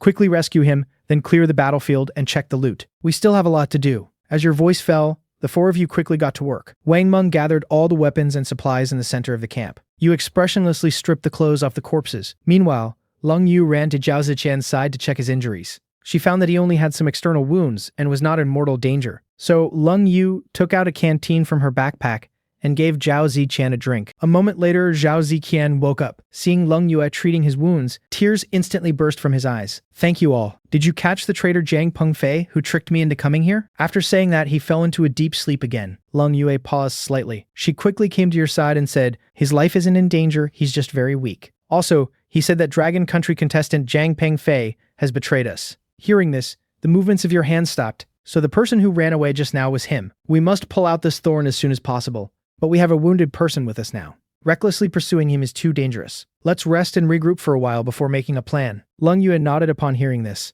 You gathered the three of them. "I'll take the watch for the next 3 hours. The rest of you hurry up and get some rest." Hearing this, the group had no objections. Everyone found a spot to rest. You continuously pondered your future plans. The enemies will only increase in the future. We need more sophisticated weapons and defenses, like chained lassos and Juga repeating crossbows. Concrete plans took shape in your mind one by one. Time passed unknowingly. Warm sunlight filtered down through the leaves. Everyone in the camp woke up one after another. Lung Yue soaked some dried meat and handed it to Zhao Ziqian. Taking it, Zhao Ziqian immediately began to wolf it down. Before long, the five of you sat together eating. Zhao Ziqian explained the entire sequence of events in detail. After listening, everyone was filled with indignation. Your gaze swept over the group, and you spoke. Quickly inventory the supplies. Take everything useful and let's go home. Hearing this, the group immediately took action. The captured loot was simply too much, completely filling over a dozen backpacks. Wang Meng made a simple sled out of vines and wooden sticks, which finally allowed them to load all the supplies. They slowly moved towards the valley shelter. Suddenly,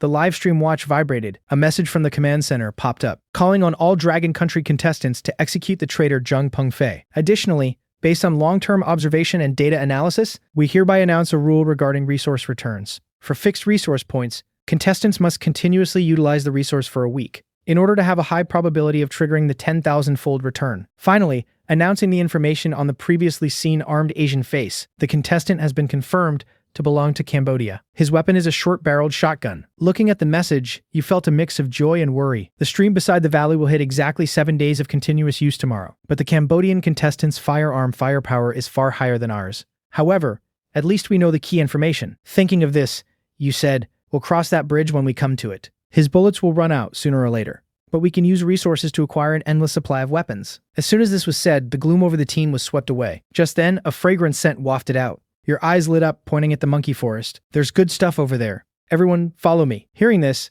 the group looked puzzled, but they still followed your footsteps. Half an hour later, you arrived at the monkey forest. Seeing you, dozens of monkeys instantly became agitated. They swarmed from all directions, hurling rocks and rotten fruit. Seeing this, you quickly issued commands. Drive them away or kill them directly. Wang Meng, I'll launch a frontal assault to draw the main force. Leng Yu and Yihan, clear out any that slipped through from the flanks. As your voice fell, Wang Meng charged out like a wild bull. Using a pot lid as a shield, he smashed through the monkey troop's formation. You darted out from the side like a phantom, swinging your longsword and knocking several monkeys flying. In less than a minute, the monkey troop was completely routed. The Monkey King let out an unwilling shriek before fleeing with the troop. At this point, Wang Meng looked at you. What's the good stuff you were talking about? However, you kept your eyes closed and didn't speak, just fully activating your master-level environmental perception. Then you walked over to a massive dead tree lying on the ground. A natural hollow had formed in the middle of the dead wood. The opening was blocked by rotten leaves and moss. You gently cleared the debris away from the opening with a dagger. The next second, a rich aroma of wine gushed out of the tree hollow. You immediately laughed out loud. This is monkey wine. Quick, bring the pots to fill it up. Smelling the aroma, Wang Meng was so excited he almost jumped up. He hurriedly grabbed the pots and canteens and ran over. You and Lung Yu worked together to widen the tree hollow. A layer of thick, amber-colored liquid was pooled at the bottom of the hollow. Various wild fruit pits were steeped in the liquid. Seeing this, Wang Meng picked up a pot and quickly started scooping the wine. The others also immediately helped. They didn't stop until 3 marching pots and 2 canteens were completely full. Wang Meng smiled and sealed the hollow's opening with leaves. Leave a little for them as a consolation. Maybe they'll brew some more in the future. Just then, Zhao Ziqian unintentionally glanced over a clearing ahead. The patches of plant leaves looked somewhat familiar, so Zhao Ziqian slowly walked over. He reached out and dug into the soil. Immediately after, his whole body froze in place. It's sweet potatoes. Hearing this, everyone quickly gathered around. They saw a vast patch of wild sweet potatoes growing quietly before them. At this moment, the global announcement rang out. Dragon Country contestant Zhao Ziqian discovered the crop. Sweet potatoes, triggering 10,000-fold return. Tens of thousands of acres of high-quality sweet potato fields will be generated in random areas within Dragon Country. The announcement detonated like a bomb in the Dragon Country livestream. The chat barrage transformed into a sea of carnival-like celebration. Inside the monkey forest, the group burst into laughter. Then they started digging up the ground. Soon, the sled was piled high with countless sweet potatoes and sweet potato leaves. The group returned fully loaded. Their moods were more relaxed and joyful than ever before. However, upon returning to the valley, everyone instantly stopped in their tracks. In the center of the camp, a blurry, massive, dark silhouette was taking a leisurely stroll. The atmosphere at the valley entrance instantly froze. You quickly activated your master-level environmental perception. The outline of the behemoth became increasingly clear in your mind. It looks like a cow. As if realizing something, you hastily led everyone into the camp. At this moment, the giant cow turned its head to look at you, and by its feet, the calf was affectionately nuzzling it. Lin Yihan covered her mouth and said, "It's the calf's mother." As she spoke, the giant cow let out a low and gentle moo. The calf happily ran over to Lin Yihan. The tense atmosphere instantly vanished. Everyone stepped forward to observe the mother cow. Your gaze locked onto the mother cow's flank and hind legs. Several deep claw marks were clearly visible. Seeing this, Lung Yu stepped forward quickly and said, Let me treat its wounds. Next, the entire camp bustled around the mother cow. Leng Yue sterilized her dagger over the fire, then cut away the rotting flesh around the mother cow's wounds. The severe pain made the mother cow's body tremble violently, but it only let out a mournful wail, never once struggling. Night fell, and the campfire crackled. A marching pot was suspended over the fire. Chunks of sweet potatoes were boiling in the pot. By the fire, there were several roasted sweet potatoes. Everyone sat around the campfire. The mother cow lay tamely, not far away. The calf snuggled beside it, eating sweet potato leaves. At this moment, the shelter felt like a secure home. Wang Meng grinned and handed Zhao Ziqian a roasted sweet potato. Our great hero, eat more. Tomorrow, Brother Guo and I will go into the forest to hunt some wild game. Paired with the monkey wine, it'll be absolutely amazing. At this time, Leng Yue cleared the dishes and spoke faintly. Our shelter is getting more and more crowded. We need to consider housing first. Hearing this, you nodded. Starting tomorrow, we'll build a few more shelters. We also need to build a cowshed for the 2 cows. Everyone nodded in agreement. Soon, the night deepened, and the campfire slowly died out. The group crawled into the shelter one by one to rest. Wang Meng was assigned the first watch because his snoring was too loud. Wrapped in a thermal blanket, he huddled by the camp, constantly whittling a piece of wood with his dagger. Meanwhile, the Dragon Country Supreme Command Center was brightly lit. A staff officer walked briskly into the operations room. Currently, many countries want to trade supplies for sweet potato vines. News came from Dai Country. They want to trade oil for them. Hearing this, the old general's eyes lit up. Then we really need to negotiate this properly. Let's see what kind of price they can offer. The morning sun cast its rays through the leaves onto the camp. Everyone woke up, one after another, and started getting busy. Lin Yihan changed the mother cow's bandages. Leng Yu started preparing breakfast, and Zhao Ziqian, leaning on a wooden stick, collected fodder for the cows. You looked at the sky and said, Wang Mang and I will go hunting. You guys plan the layout for the new shelters in the camp. Hearing this, everyone nodded. After a simple breakfast, you and Wang Meng set out. After trekking through the forest for about an hour, you caught onto the scent trail of some animals. So you took Wang Meng and followed the scent. Not long after, obvious trampling marks appeared on the ground. At the same time, several plants were snapped in half. The breaks were still very fresh. Seeing this, you spoke up. There's a big guy ahead. Looking at the tracks, it weighs at least over 300 pounds, and it seems to be eating something. Hearing this, an excited gleam sparked in Wang Meng's eyes. Next, you led Wang Meng around to the downwind side, then inched closer to the target little by little. Soon, a chewing sound could be heard. You saw a giant wild boar rooting in the dirt. The sharp tusks near its mouth constantly made a grinding sound. You quickly scanned the surrounding terrain. A plan was instantly formulated in your mind. You raised your hand and pointed to a massive ancient tree on the boar's left. I'll draw its attention from the front. You sneak around behind that tree. I'll lure it towards the tree. The moment it stops, it's your turn to strike. Hearing this, Wang Meng was a little worried. Can I pierce through it? However, you smiled and patted the longsword at your waist. I'll be responsible for dealing the final blow. Wang Meng then nodded heavily. With that said, the two of you sprang into action. You picked up a rock and hurled it fiercely at the wild boar. The rock hit the bullseye. The next second, the boar let out a furious roar. Then it whipped around and charged towards you. The ground trembled slightly from the boar's stampede, but there was no fear on your face. You just stared dead at the boar. Just in the split second before the boar was about to ram into you, you pushed off your feet and instantly vaulted to the side, narrowly dodging the collision. Due to its momentum, the boar crashed into the ancient tree. Its massive body instantly stiffened. At this moment, Wang Meng let out a fierce shout and jumped out from behind the tree. Gripping his spear tightly, he thrust it into the boar's neck with all his might. The sharp iron spearhead instantly pierced the boar's flesh.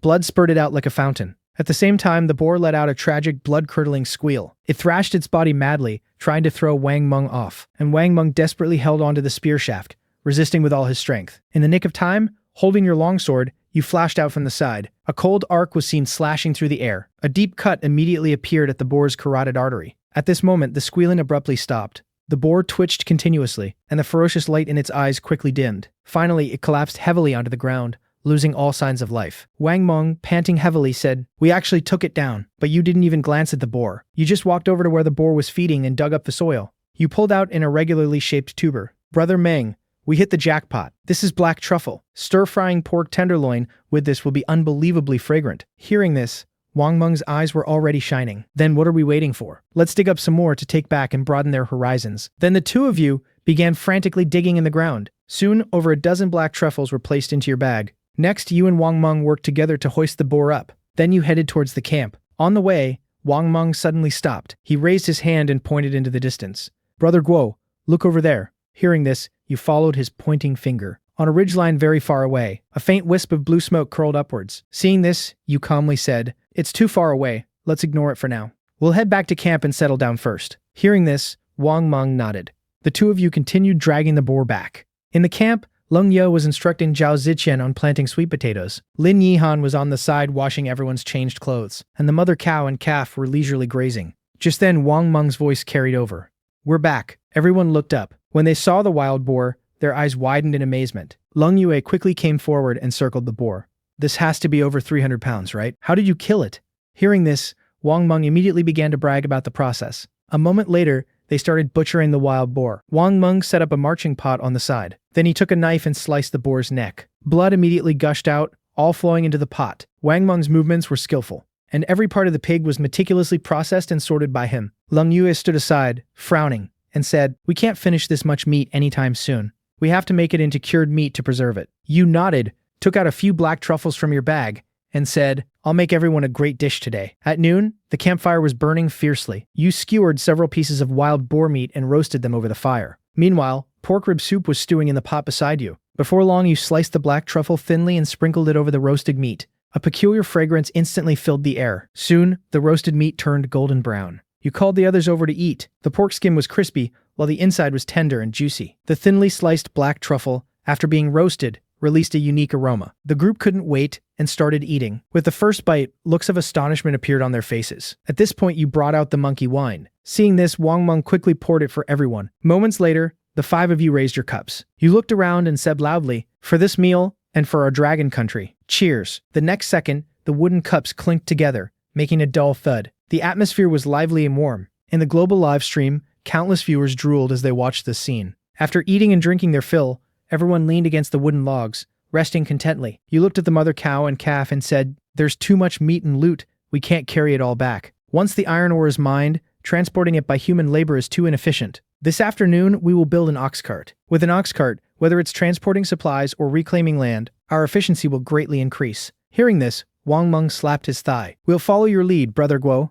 Whatever you say, we'll do." The others also echoed their support. Their eyes were filled with anticipation for the future. The afternoon sun was no longer scorching. Even the wind in the valley carried a hint of coolness. At this time, the ox cart project began methodically, pointing at a few straight hardwood trees nearby. You said, "Wang Meng and Leng Yue, you're in charge of the wood. We need 2 straight logs for the main beams, and some arm-thick ones for the cross beams and shafts." Receiving the order, the two quickly took action. Splitting left and right, they walked towards the small grove. Soon, the sound of chopping echoed in the woods. You then turned to the other two and instructed, "Yihan and Ziqian, collect as many vines as possible. Peel off the skin of the vines and pound them with rocks. We'll use them to weave ropes and the railing for the cart bed." Hearing this, the two nodded vigorously. Then they grabbed their daggers and dove into the nearby bushes. After assigning the tasks, you walked over to the earthen blast furnace. Then you brought over all the remaining iron ore and charcoal. You needed to forge the axle and reinforcing parts for the wheels. These are the most critical components of an ox cart. You layered the charcoal and iron ore into the blast furnace. Then you connected the leather bellows to the air intake of the furnace. As the bellows were pumped rhythmically, the temperature of the fire inside the furnace gradually climbed.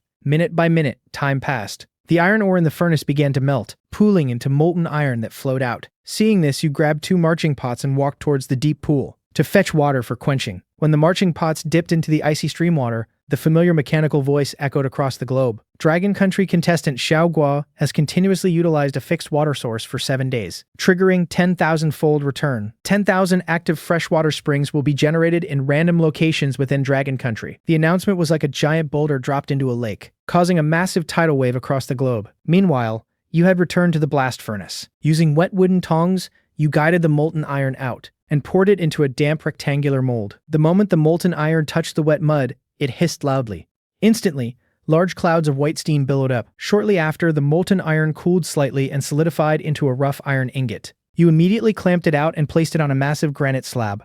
Then you used your dagger to chisel a groove into one end of the iron ingot, and finally inserted a piece of hardwood into it. What followed was repetitive hammering. You forcibly hammered the iron ingot into a near-perfect cylinder. By this time, Leng Yu and Wang Meng had returned to the camp. Wang Meng stared at you with wide eyes. "Brother Guo, you must have been a blacksmith in your past life, right?" You didn't reply, simply remaining focused on your work. Next, you forged 4 circular iron hoops and 2 disc-shaped iron pieces with holes in the center to reinforce the wooden wheels. Leng Yu watched quietly from the side. She could sense extreme professionalism and confidence emanating from you. While you were forging the metal parts, the others hadn't been idle either. Following your instructions, they started assembling the completed components. When all the woodwork and ironwork were ready, the most crucial assembly step began. You slipped the red-hot iron hoops over the edges of the wooden wheels. Immediately, a pungent burning smell rose along with white smoke. You lifted a pot of water and poured it over the iron hoops. The iron hoops shrank rapidly due to the cooling, gripping the wooden wheels tightly and flawlessly. The final step was linking and securing all the components together. Time slowly ticked by.